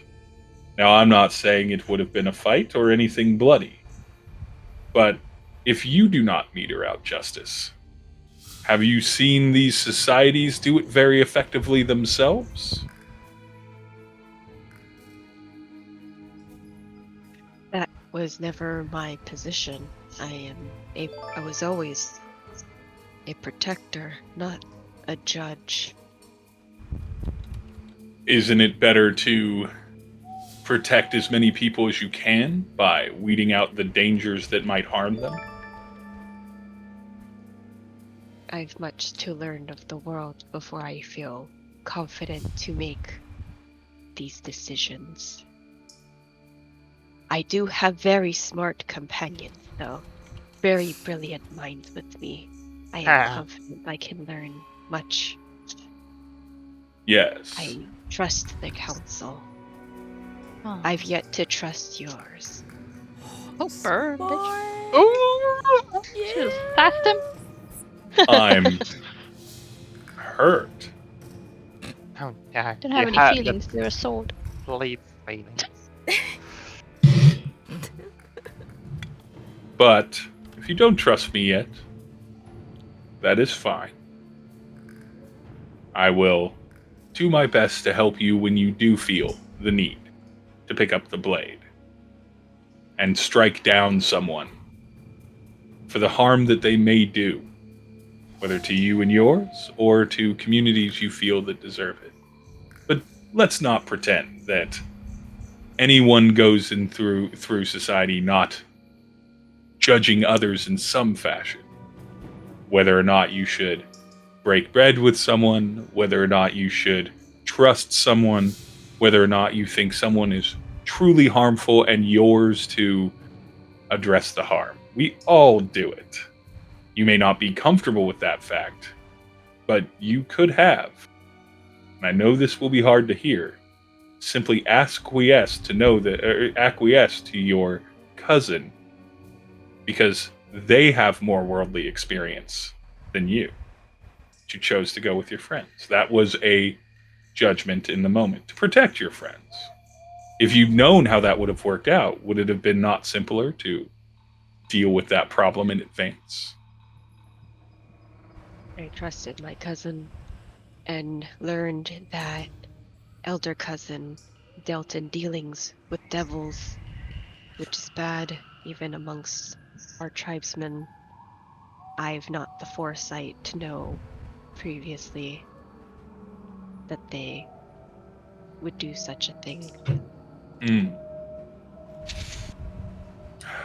Well, then, I'll leave you to that. It's been a pleasure. Thank you so much, Faye. And here's hoping that everything is so explainable and everything works out when you wait for it to come to you. I'm sure you'll be able to continue protecting your friends, even if you have to wait until the problem's at their doorstep. Feel free to ask your friend about doing business with a organized crime family, and then they evaporate out of that. Out He of wants that, to like say something back to them, but she turns around and they're gone, and she's like, they're gone. Let's spice yeah. things. She's like a little frustrated and a little confused. Mm. Butcher disappears. Your dreams go back to normal. You remember this when you wake up in full. It's a um, clear enough dream. And even though you disagreed in that moment, you are not without the same level of sort of physical peace. Because when you wake up this morning, Fang, the concern is that whenever you've got Butcher in hand, usually, you feel good. It feels good. It feels physically good to be holding the blade in your hand. Mhm. And when you wake up in the morning, you wake up to just the feeling of ease and relaxation and righteousness. This sort of like everything is right in the world. This sort of feeling of you're ready to take on the day and you know how you're going to do it. That sort of confidence that we all sometimes accidentally wake up with at times. And you can feel just the remnants of like the of like the chemical processes of your brain making you just feel excellent. And you're very, very well rested.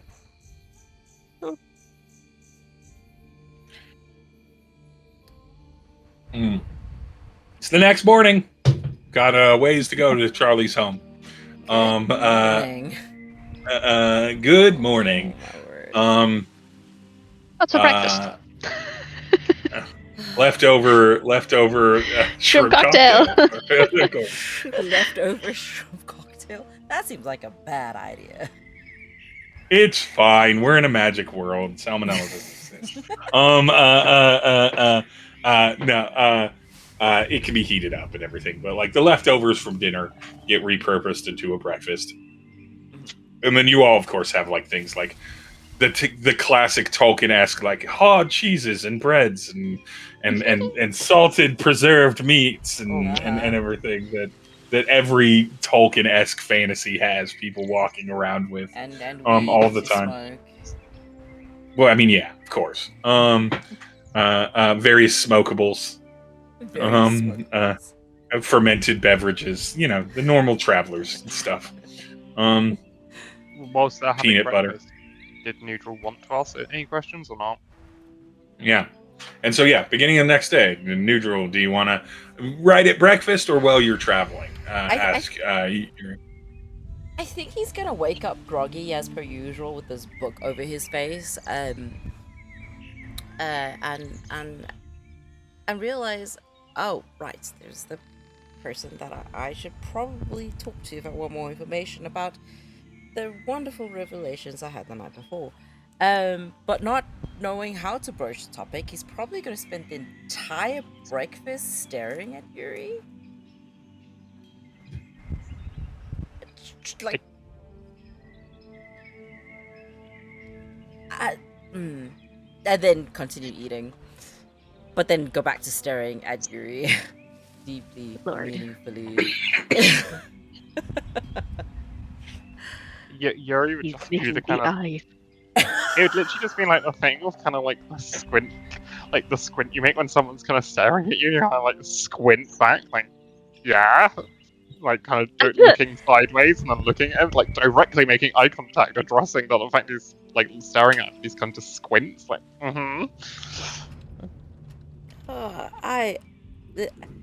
Okay. Definitely noticed the look. I should talk to him. After breakfast. We'll finish eating and awkwardly, with so much grace, just put himself next to Yuri. Yuri. I was reading, and it might be easier if I just do it this way, and takes out the book and flips to the page where it talks about everything. And I can't quite make heads and tails about this. I mean, I can a little bit, but maybe I just want to double check with you which parts of this is real or which parts of this might be embellished. And you come from this place, so I believe you would be the best source of information. There is definitely a moment of him just looking, like, it's very clear on his face, where it's kind of like a retraction of the face that, like, it's kind of clear that you offended him by being like, what part of this is real? Because he's like, it's very much like someone just presented you a documentary of your life, and I'm like, okay, but what's a lie? Like, it's very much, he's kind of there, like, silently for a moment, because it's kind of like, but you just kind of, like, take a breath in and then kind of smile and then sigh and just go, okay, well, there is quite a lot of information there. Well, you know, as an academic, if you want to explore a subject, just ask the question and I will answer them. But that's kind of a vague question. You know, what one thing in particular? Start with one question and we'll go from there. You know? Oh, lords. Okay. Right. So, about the constant invasions of the devils. Mm-hmm.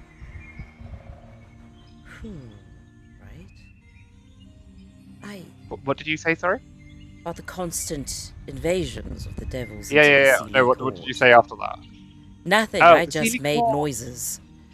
Oh, the Sealy Court, right. Okay. Mm-hmm. Sealy Court and the Feywild, yes, two very different places. Yes. Why are they consistently invading the Sealy Court? Well, they're not. They can't invade the Sealy Court. They want to, but they can't. They can invade the Feywild, but not the Sealy Court. I see. Do you know what... Right. Do you even know what the Sealy Court really is? A place in the Feywild? No, that is very incorrect. He kind of like smiles and he kind of like sits upright, and it's like a really weird moment that it's kind of like... Yuri's like... What's the word? It's probably becoming more apparent that Yuri is very... He's not as dumb as he plays, he just doesn't bother to try and apply himself. Because he seems very learned on his actual people. And their entire culture and sociology. Yes, right. Okay, so you know how you mortals, when you wait a have... moment. And then, like, drags out his pen and book. Right, okay. You know when you mortals... and I'm guessing this is a camp, so anyone can hear this. When you mortals have your leaders, you make a weird stone building, yeah? Yes, we generally have a space to house the ruling party or government or kingdom, depending. That felt dumb to us. Not saying your people are dumb, but that felt really unprotected. So our leaders don't live on the same world as us or plane. No. They live in an entirely different realm of magic, which is known as the Sealy Court. The Sealy Court is a divine realm. It's as much of a place as this planet, or the mortal realm, whatever you wish to call it. It's a completely different dimension. But and he kind of like smiles as he goes into he's like, this is gonna break his brain. The Sealy Court, it gets boring being in one place. Like, imagine a castle in one place the whole time. So it doesn't live in one dimension. It lives in three. And the Sealy Court just moves. And it goes Between to... the 3 dimensions? Yeah, pretty much. It's like... imagine if part of this world just appeared in hell. It'd be like that. But, yeah, when it's said about the celestial realms protecting us, it's because the Sealy Court travels between different celestial realms. It doesn't exist in the Feywild, but the main gateway to get to the Sealy Court is in the Feywild. I see. And you are part of the Sealy Court because you are part of the ruling parties?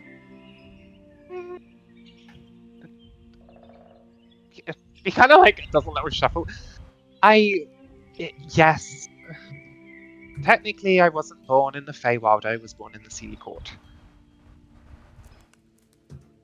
So if I was banished, I would end up in the Sealy Court, not the Feywild.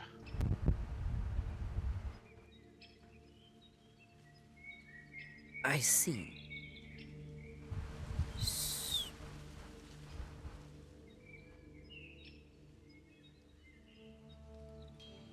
Just processes that for a moment.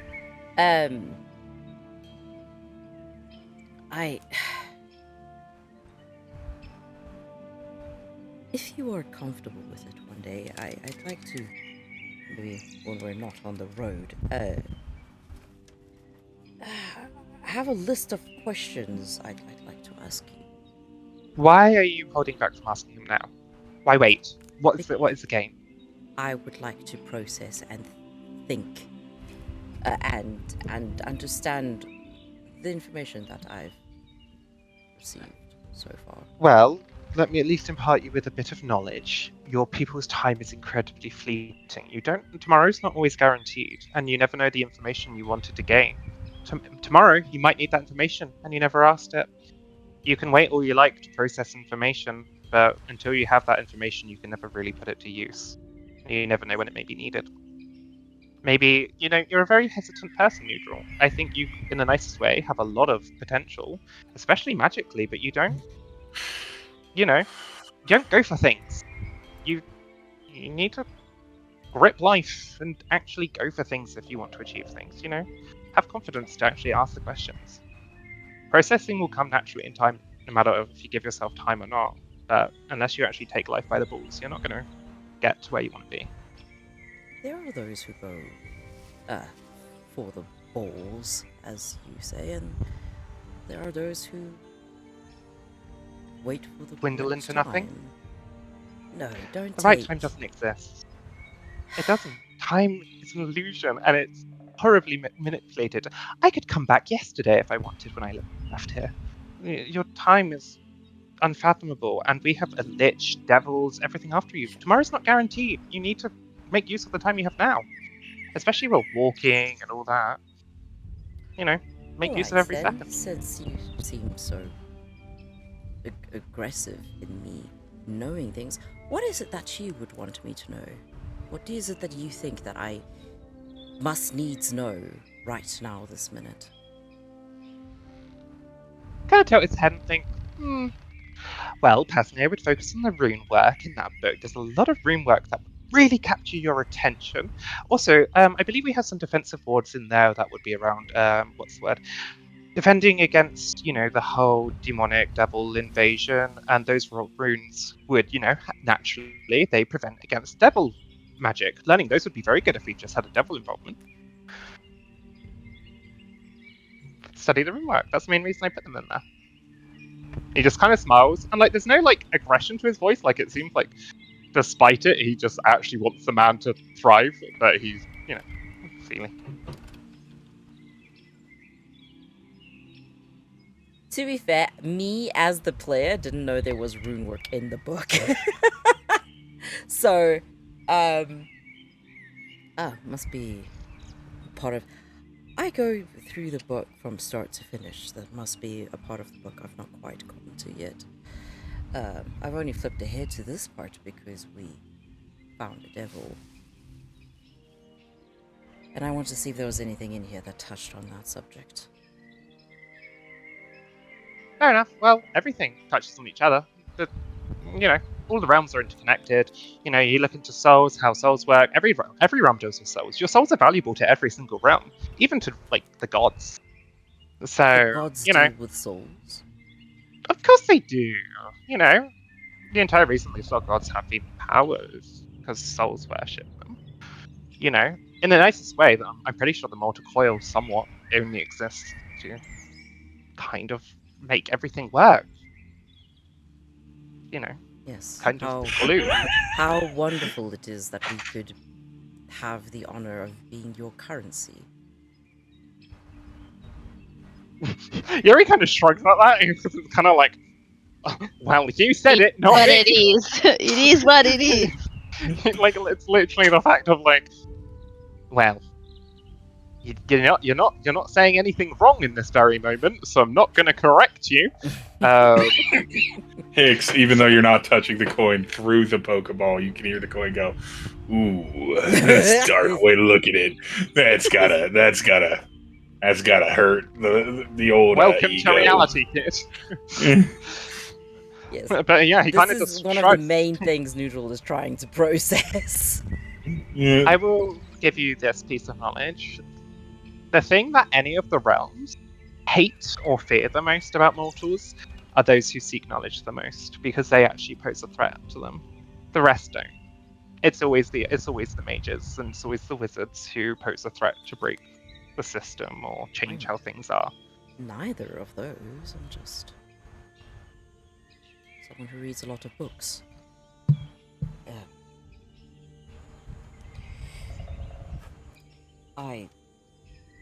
I do appreciate this book, and I apologize for my tone of voice. I'm simply You're sensitive, it's okay.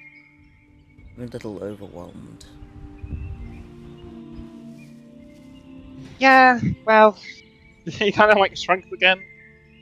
It's only gonna get weirder from here. Quite literally. In many ways. Well, Your mind might break. has it not already? No, oh no, honestly. No. Wonderful. Oh, well, got that to look forward to. Oh. Are we Just going wait to until be... you realise there's another world, probably. He grin and then just walk off. I do hope he's talking about the other realms I've been reading about and not an No! actual other. And then he just walk off again. I swear he does this on purpose. And then we'll just follow. Follow the group as you all make your way toward Charlie's home. We're going to move through now that you're in Indrain proper, and no longer in the Synod, or even, and you're actually a little bit further away from the whirlpool. Can I have all of you just roll me a flat d20? Oh, saucy. Love that. No, 12. I got a nat 20. Holy Oh. shit. What are you gonna do this time? Now Oh, you're no, gonna do I This need to isn't roll this for isn't this one of or not? those. It's not a Ah. check. Okay. It's not a check. This is a statistical roll. That's it. You're fine. You gotta stop rolling so many nat 20s, Sam. I'm sorry. Me too. Okay. I don't know if it looks like Ray has stepped away for a bit, so I don't. I'm not gonna worry about that. Plus, the average between the three of you is pretty good already. So, unless they rolled a nat one, I'm just gonna roll for them. Bow, bow, bow. Okay, it's an 18. Fine. So it actually does take another. You do travel, as you can kind of see from the map. You break from the main road to what is a dirt road, kind of a well-traveled path. But I want to describe sort of the highlights. nothing that I have will interfere or be outside of the ordinary things that exist here. So a great example is there's the large bridge over the Tyr River that you pass by. It is definitely a massive bridge. Nhudrel, in from your perspective, specifically as a person from a community that has many like bridged ways and causewayed sort of construction on this. This is a pretty good engineering marvel, and what's more marvelous about it is it's new. And by new, I mean it's within the last 150 years. This is not a ancient classic stone. This was put in by the Kingdom of Adrain for the functionality of it. It's a massive bridge. You could fit like it could literally be 6 wagons across. Like, it's so wide and so sturdy. You might as well be walking on a mountainside. It feels so rooted into the ground. It raises up about 40 feet above the actual river itself. But like, it's so wonderful here. There's even little like shops, like little like food kiosks that have set themselves up on the bridge for travelers that are kind of off to the side and everything. And it takes a full walking. It takes a little over a half an hour just to walk across this bridge. It's long. It's very wide here. But you manage to the other side. The road is elsewise normal. There's more guards. They don't check you here because you're in a drain already, and everything. They're just there because some kids walk by you. They wave at you. Like, there's not much going on here. And eventually you break off from the King's Road, and you can literally see a well-maintained sign with a sign that says Charlie's Home that points in a direction in a kind of packed earth dirt road.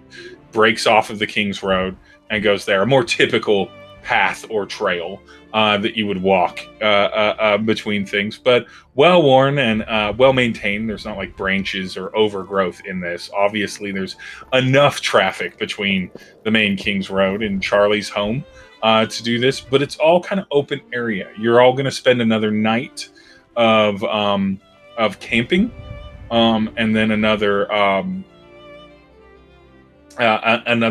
almost full day of travel to get to Charlie's Home. No like bad things that the GM has or tricks or turn levers appear here. This is the most boring travel. It might be driving Yuri a little bit nuts because nothing cool is happening. There's nature and stuff, but like it's pretty much just some fucking Lord of the Rings montage shots of walking. Across the mountains. Yeah, exactly. Yeah, across the fields. You're just strolling. Fang cooks you all food each night and everything. The things go off without a hitch. Nobody has any significant dreams, and for them, if they come back or are able to hear this without being able to chime in, Fang doesn't even get visits from Butcher for the night. He kind of keeps his distance out of Fang's dreams for the time being. Well, there is very little in the way of interaction other than with the nature around you. As you approach kind of close to sunset, you can see that you are getting close to the Wounded Sea. And more importantly, Charlie's Home in front of it, which is on a nice little hill crest. There's a large, whitewashed building that looks somewhere in between a barn and a chapel, but like a large sort of like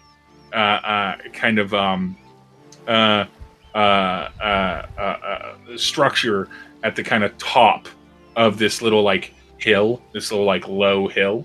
And then the town, it seems, has grown up around it and beside it. You can see some farmlands kind of off to the northeast, and some some fields in that direction. You can see a few grain silos and things like that over there. You see various little buildings popped up, sort of hodgepodge. There's not like an organization to this city in the way that Southgate is, where it's a properly walled city. In fact, you don't see big walls. You see some fences, but they're like livestock fences, right? Like they're there to keep horses or cattle or sheep in the areas that you would want to keep them in.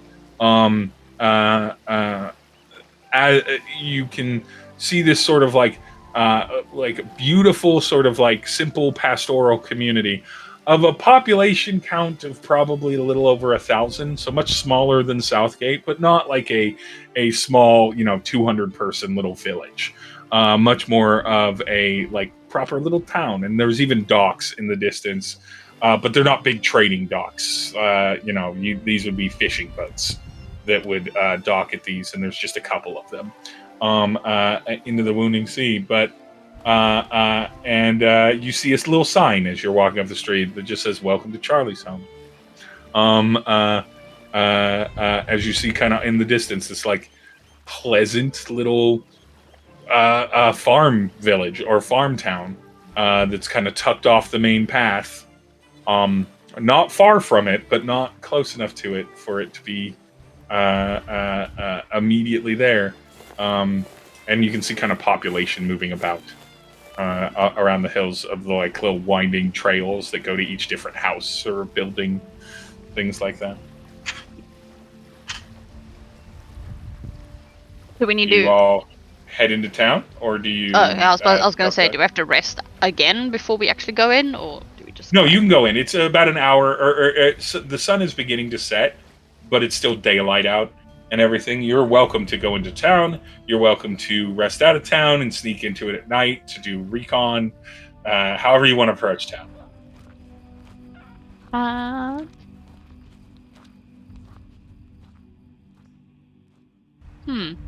How do we want to approach?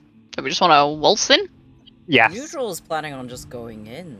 He Oh, well, I don't forget. had no reason to not. Yeah, just casually make their way through. Probably like go find like a tavern or something so that they can maybe find the person that's supposed to find them. So when you walk into town, the difference between the road and this town is a little bit stark in the way that everyone that you walk by makes eye contact with you, smiles and like waves and says hello. Like not all of the exact same, but they all greet you. So you walk in and it's like, "Oh, hi strangers." And it's like, and you literally get someone that's like, "Hey, well, hi travelers, welcome to Charlie's Home," and everything. I need all of you to roll perception checks. This is That giving me is big creepy as NPC fuck. vibes. Jericho. Gives me big- but it also does give me big Oh! NPC Nah, I nearly vibes got a as 20. well. I got a 21. I got 19. Ooh. I also got a 21. Okay, all of you see exactly the same level of all of you have are almost perfectly in step with your perception. It doesn't take long because people are friendly here for you to see a lot of different, and there's like halflings and dwarves and like half elves and humans. So many of these people have different sorts of a different kind of a trait that only really Yuri would be directly familiar with, but all of you know it because you've seen it on other creatures. So many of them have like, not all of them, lots of them don't, but I'd say about half or so of them have like a little bit of a green pallor, or maybe on their neck or on their hands, like the most minor look of scaling on them. Several of the people here either have very short hair or no hair on the top of their head. They're not all in uniform. No one's all wearing the same outfit or anything. They all are dressed like classic Western fantasy country peasant, and dressed, like normal hardy wool attire kind of thing.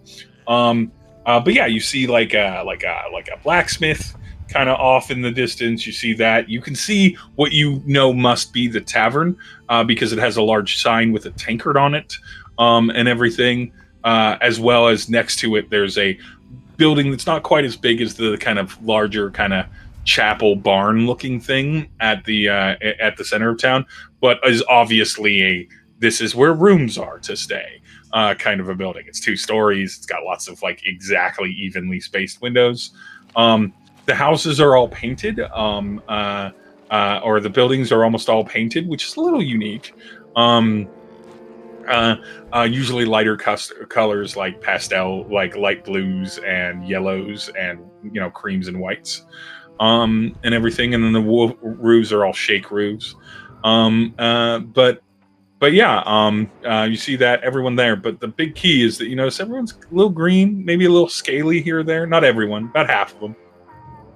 Maybe. Does Yuri get the impression that Charlie's been fucking? As in, yeah, he's had a lot of kids. He's had a lot of kids. Yuri, I don't know if Yuri would know a lot about how turtles go about their business, but I don't think that it would be out of thought to be Yuri, especially because this group likes to set up. A few days ago, Nhudrel had the opportunity to just get down with someone, and everything. Yeah, sure. Yuri could come to the conclusion Charlie's been fucking. Yeah, Charlie's been fucking. Yuri would kind of just say in Elvish to Hex, he'd go, Hex, I don't mean to alarm you, but I think this is the sex cult. Well, That's maybe someone Elvish. will enjoy it here. By Elvish, you mean Sylvan, right? No, Elvish. No, Elvish. Okay. I always keep mistaking those 2 things. Okay. Yeah, they're yeah. Sylvan is classic. Elvish is modern. Yuri speaks it because I don't think Thingy speaks Sylvan. So Yuri speaks Sylvan to him. Yeah, he doesn't speak Sylvan. Well- Yuri just can't help but giggle as he sees people. He's just like horny turtle.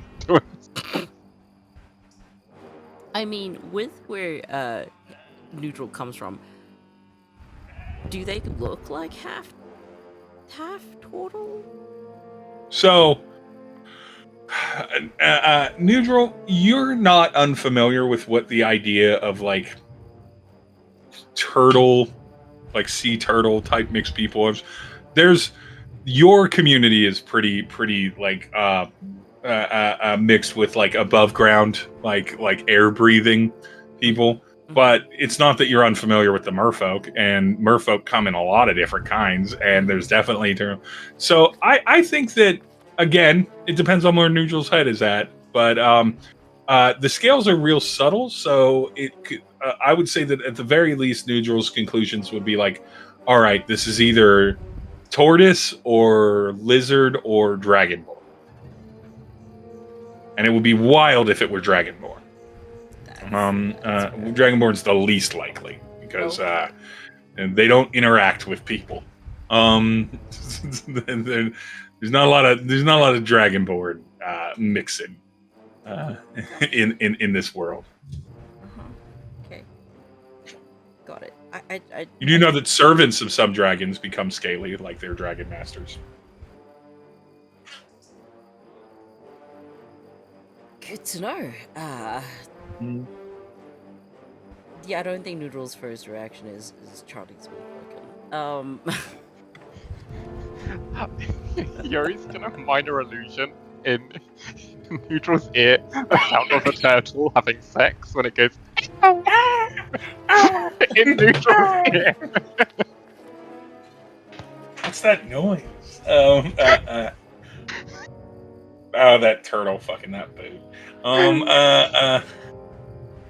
Is going to turn truly around, look Yuri in the face, and like there's a move like Nhudrel is about to smack him, and then he just puts his hands away and then keeps walking. Yuri does it again. You find your Yuri's way. bored. He's been walking for so long. You find your way into. If you head toward the tavern, toward like Wait, the Gay Mommy, sorry, I'd like to do something. Yeah. Nhudrel throws his book at Yuri. Okay, what's my dex? Okay, Yeah. my dex save. Yeah, we'll do this as a. Do we want it to be a deck save, or do you want it to be an unarmed attack? Neutral. Improvised weapon, If technically. it's throwing. Improvised guess it would weapon, I suppose? It's a book. Just roll me a d20. Just roll me a d20. Okay, yeah. I'll add the appropriate things. I rolled the d20. Laugh, this actually goes well. Oh. 11. Could go well, could go bad. My AC is 15. Your AC is 15. Your AC is 15 for Yuri, and Yuri's like deck save is a +6. So there's almost no way that Yuri this doesn't avoid, or that this doesn't go wide a bit. Yuri giggles, thinking it's a game, and goes, "My turn." Yeet the And fireball at him. Pwah! I'm actually wondering what I can yeet at him now. Cook frog.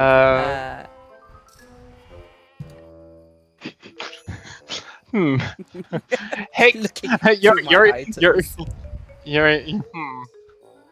What can I throw at him? Actually, can I make it that I threw my shield, not my book? Because he wouldn't throw his book. Yeah, that's fine. Throwing Same a thing. shield. Literally, hell? like a Yuri. frisbee at Yuri. That would actually kill him. God. Yuri actually, if it's a shield, Yuri will turn around, squint at him, and I'm gonna need you to make a wisdom save. Okay.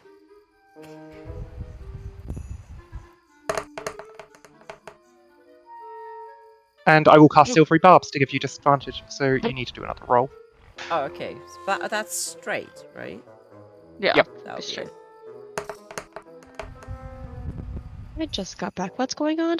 They're Oh, okay. fighting, We're fine. and Hicks is standing there, literally watching it go down. Yep. Nothing will happen. What?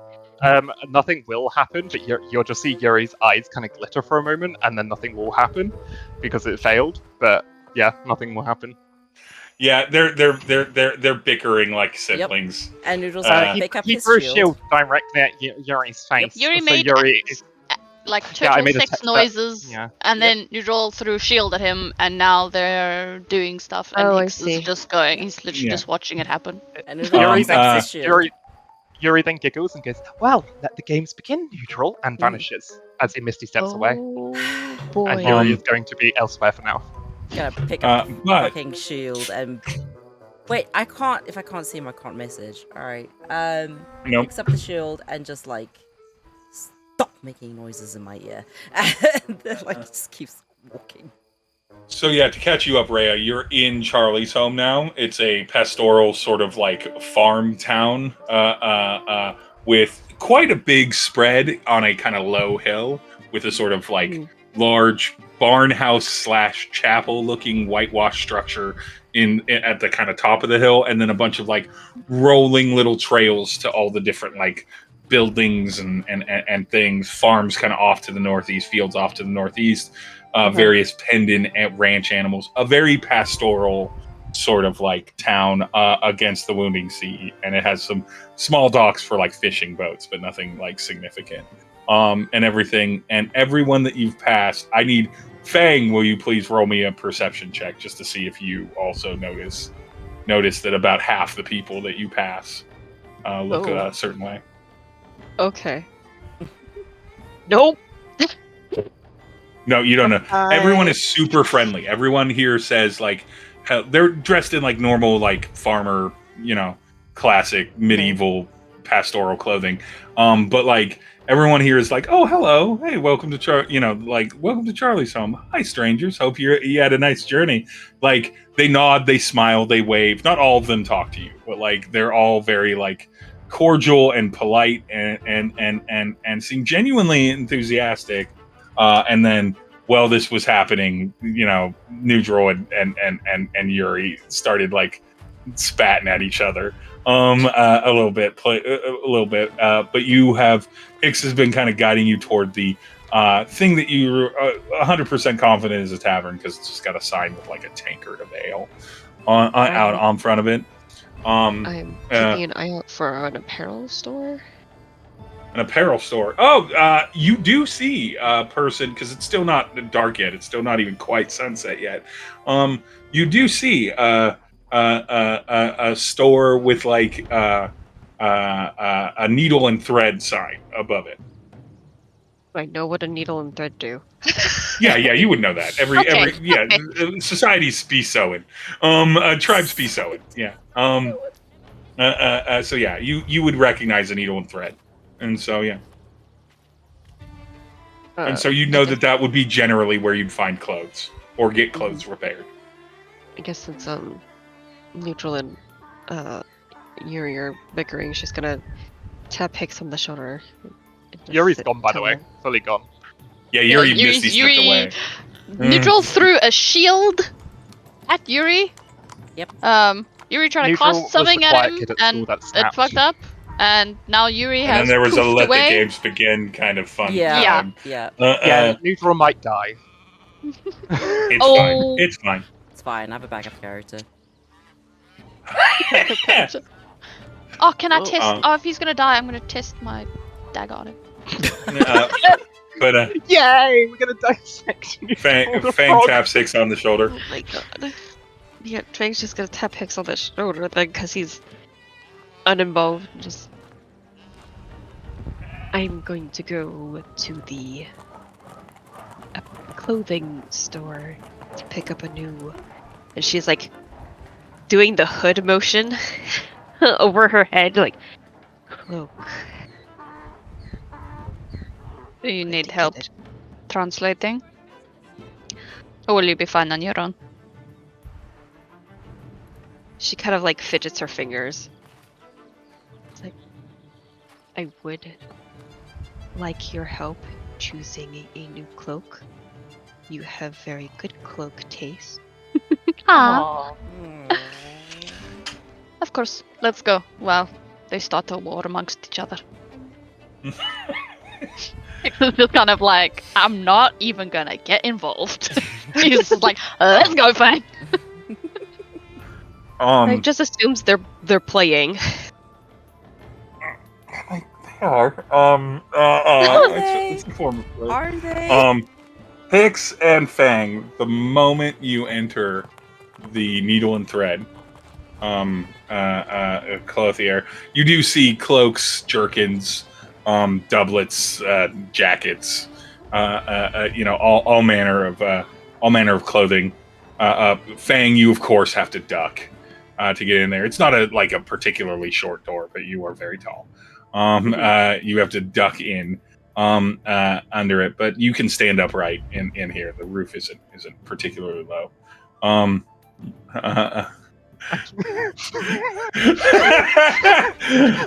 Moving forward, I'm not gonna.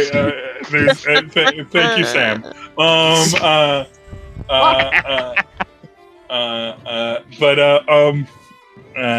nonetheless, you go in there. There's like a all right. You go in there and there's a halfling woman that got kind of All like about the blonde. halfling. Got kind of like strawberry blonde to brunette sort of curls. Is gently green in their pigmentation, like normal, sort of like a kind of like a quite literally an olive color, green olive color to their skin. And she smiles brightly up at you all, and I'm so sorry for this. Oh. Oh no. Two impressive strangers wander into a clothing shop. This is her saying this. Wander into a clothing shop.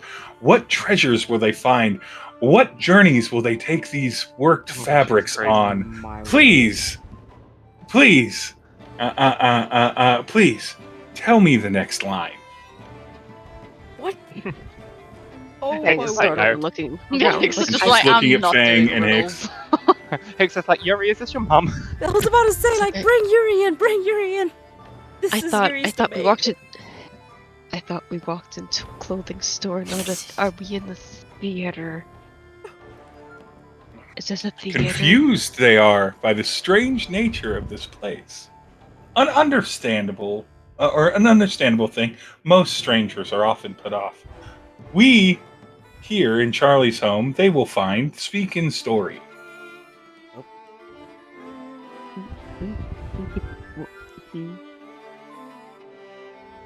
They like riddles, Fang. Ah, Oh no, it's against Fang Are- though. our other friend's very good at this too. He's also very The- good at speaking, but not the- like this. The He grumpy speaks- looking fellow suspects riddles, of course, but not riddles, just a different way of communicating. Rather than a normal or rather than it being prescribed or some sort of puzzle, they can simply speak what their will is, and we will weave it for them. I am in need of a new cloak. Do you have one of my size? And she's looking around, clearly aware that she is a lot bigger than everything else in the store. The halfling woman watches you look around and just starts narrating, almost responding to you, but watching you very intently as you look around. The large, powerful, beautiful warrior queen from some far off land browses across the various wares looking for something that could possibly contain her massive size, but finds that this place has so much variety. Right as your eyes land on cloaks that are around your size is when she hits the beat of, but find that there are objects of quite large variety here that may suit her very specific needs. Fine craftsmanship indeed, hardy if not so fancy, but something usable and durable. I will look at those. And she walks over to where the things that'll fit her are. As she browses through and tries on various cloaks, what will meet her heart's desire, and more so, what does her grumpy stick in the mud companion Whoa! seek here as well, or is he just moral support this time? Moral support would be a safe word for you to use. uh, uh, uh, uh, a man of simple and plain language. Certainly a boon to any sort of merchant that is not a fan of flowery language turned toward haggling. And then Fang, she stops talking while you browse through and decide which item you are most things. Give me a luck roll here, a d20 roll. There's cloaks here that will work for you, but let's see if you get something fancy or super lucky here.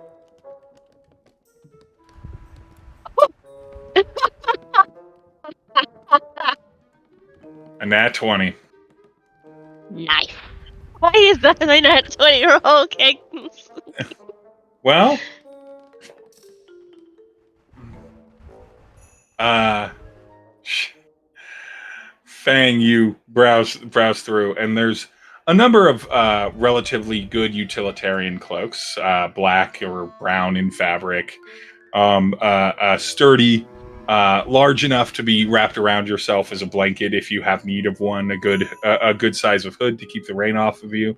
You can tell that a lot of this has been soaked and gently treated in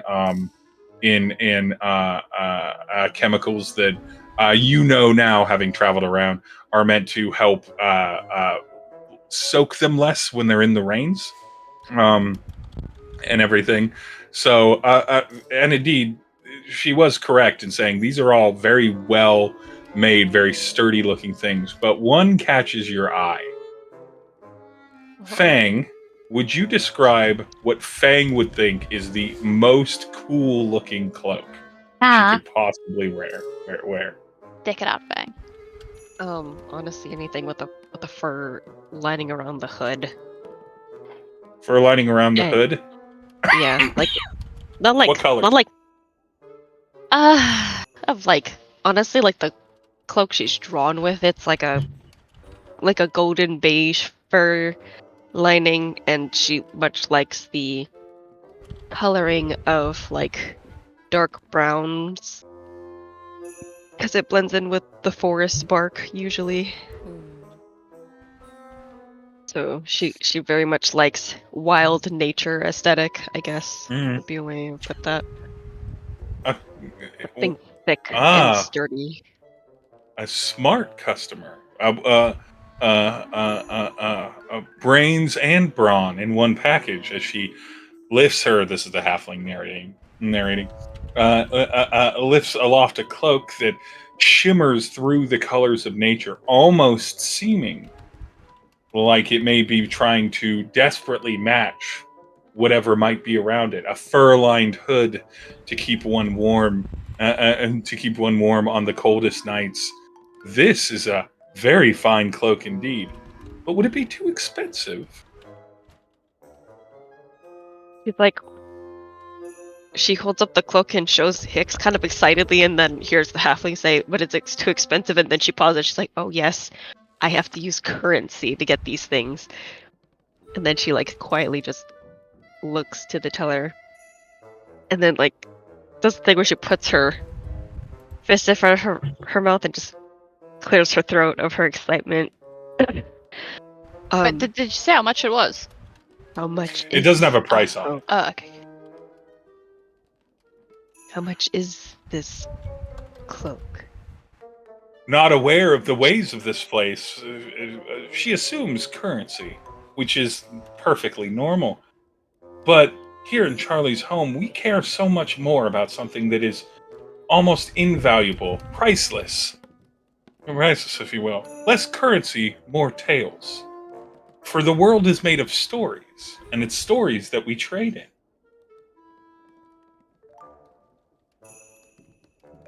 What she's trying to say, Fang, is if you tell her an interesting story, that is the currency that you will pay for your cloak with.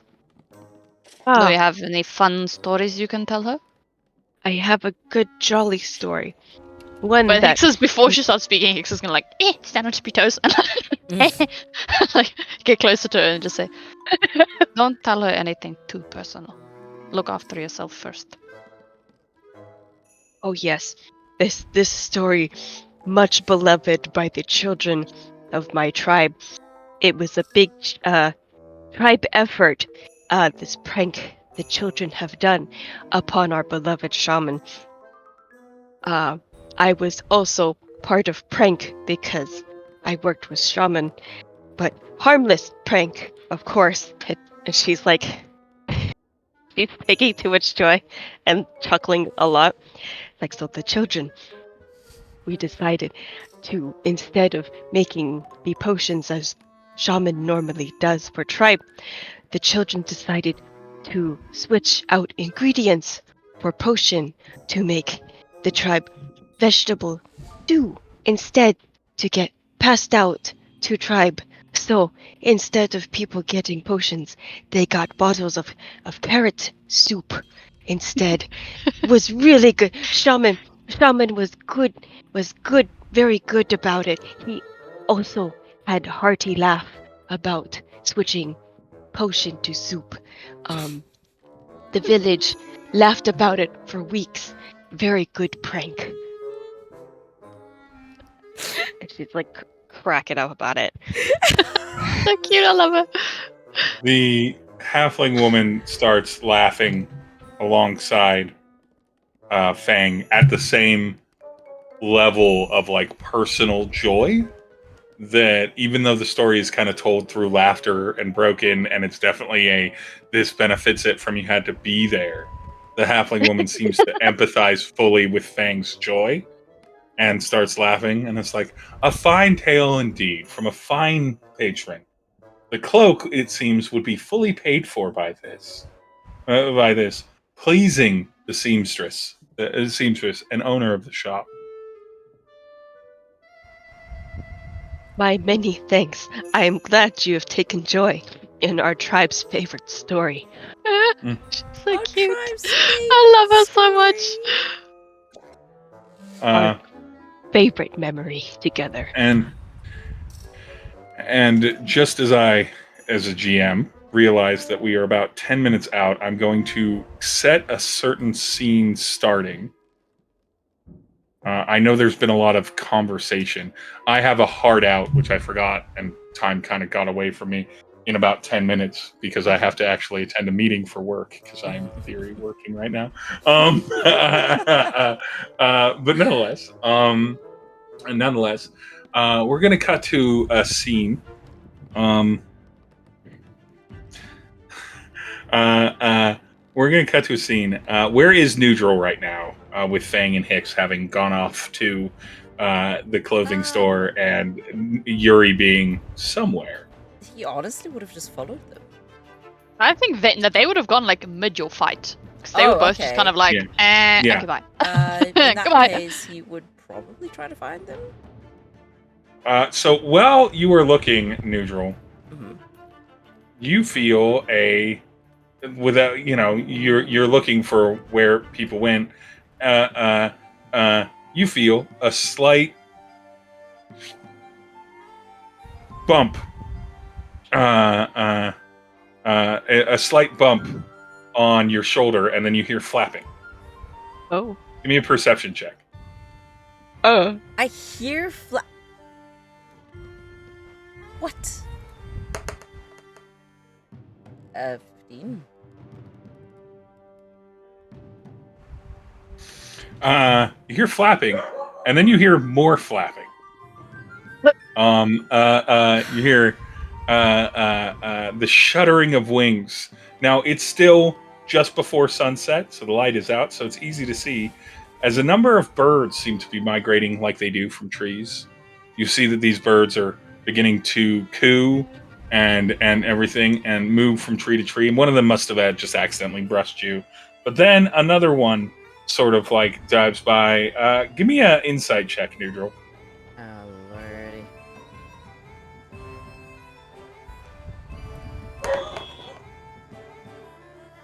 $17? 17. The birds seem to notice you. Oh. It's a bunch of pigeons. It's not like crows or anything ominous like crows or Am I ravens. being dive bombed Well, it's by kinda- pigeons? So it's kind of Well- derpy. You see them jump out or fly away from the tree and do those like little circles patterns, right? The flocks of birds do, and then land. And then you see them kind of get to a closer tree to you, and then land. And then it doesn't take long. I'm gonna give you the time to respond to this. I need a dex saving throw from a Nhudrel. From Right, pigeons? because I'm so great at those. Apparently I am. Okay, that's a nat 20 for 19. Ooh, okay. So the scene in this is panic installing. It's almost like you can hear, I can't remember the name of the piece, but the like big horn piece, the dun dun dun dun dun dun dun dun dun dun dun dun. As all of these pigeons begin to circle and swing as a group towards you, not diving to strike you, but diving to go right above you. As Nhudrel, you start running away from a bunch of pigeons that are absolutely releasing their bowels down onto the ground like little dive bombers. A flock of pigeons, a horde of pigeons chasing you, and you are staying just above the fray of the sweeping dive bombed destruction Real quick. of these pigeons. Did you send a fucking shitstorm after me? Yuri, it could not have said it better myself. I'm not going to make you roll insight on this. And I will reveal that Sam chose to use the maximum effect harp string once a day on this Oh, I to love make sure this. that with speak with animals and persuasion, I love this so these much. pigeons could come after you. And they, like, you can hear the splattering. It's an unpleasant sound. All of these pigeons are just doing their best to chase after you, but with a nat 20 deck save, I will say that you are left mostly unscathed. Maybe your boots and a little bit of the back of your I would like castle. to run into the closest building, shop, doorway, whatever. That means that you run into the tavern because it is nearish by. Run into the tavern, the place with the tankard above it, and there, Nhudrel, as the last scene of this, and for a while. Can I You real quick describe how I do that? Yeah. Describe how you do it. I run in with the most unmanliest scream because I only have one set of clothes and I don't want to be All- shat on. All of the tavern looks at this screaming entrant, this harried entrant, as a downpour drops behind you, but not on you. And downpour, and you look, and the entire tavern is staring back at you, including one person that you recognize. Uh-oh. His face older than you remember it, but not by much. Oh no. Older than you remember it, and he didn't look like this when you saw him. I mean, he certainly didn't have the scales. He definitely didn't have the shell, but the large body of a big, wide, smiling turtle, hundreds of years old, maybe well over 1,000 years old, surrounded at a table by all ages, elderly, young, old people, all with hints of scaling. Some not, a handful not, looking like they might be partners or other family members that weren't blood related. All gathered as this large family table, as the as someone who you haven't seen since you were a child, that held a position not so different from yours, sits at the head of his family table. No. You didn't know him as Charlie, but you definitely heard his stories when you were young at Charlie's home here in the Kingdom of Adrain. And that is where we will leave off with this session. I'm gonna make more than birds shit on you. Charlie's gonna shit on you. Mark my It's you in the background. It's nonetheless- very furious plotting with the squirrels. Yeah. Unfortunately, I have to go because I have to jump into a work All meeting. Awesome. And everything. We are going This to has end been here. fantastic. Yeah, we're going to end here. We're going to be right back. People need to go do meetings. Let's see what happens next year. Probably gonna be more shitstorms. All right, bye guys. Wait, guys, we're going to go raid people, so hang for that.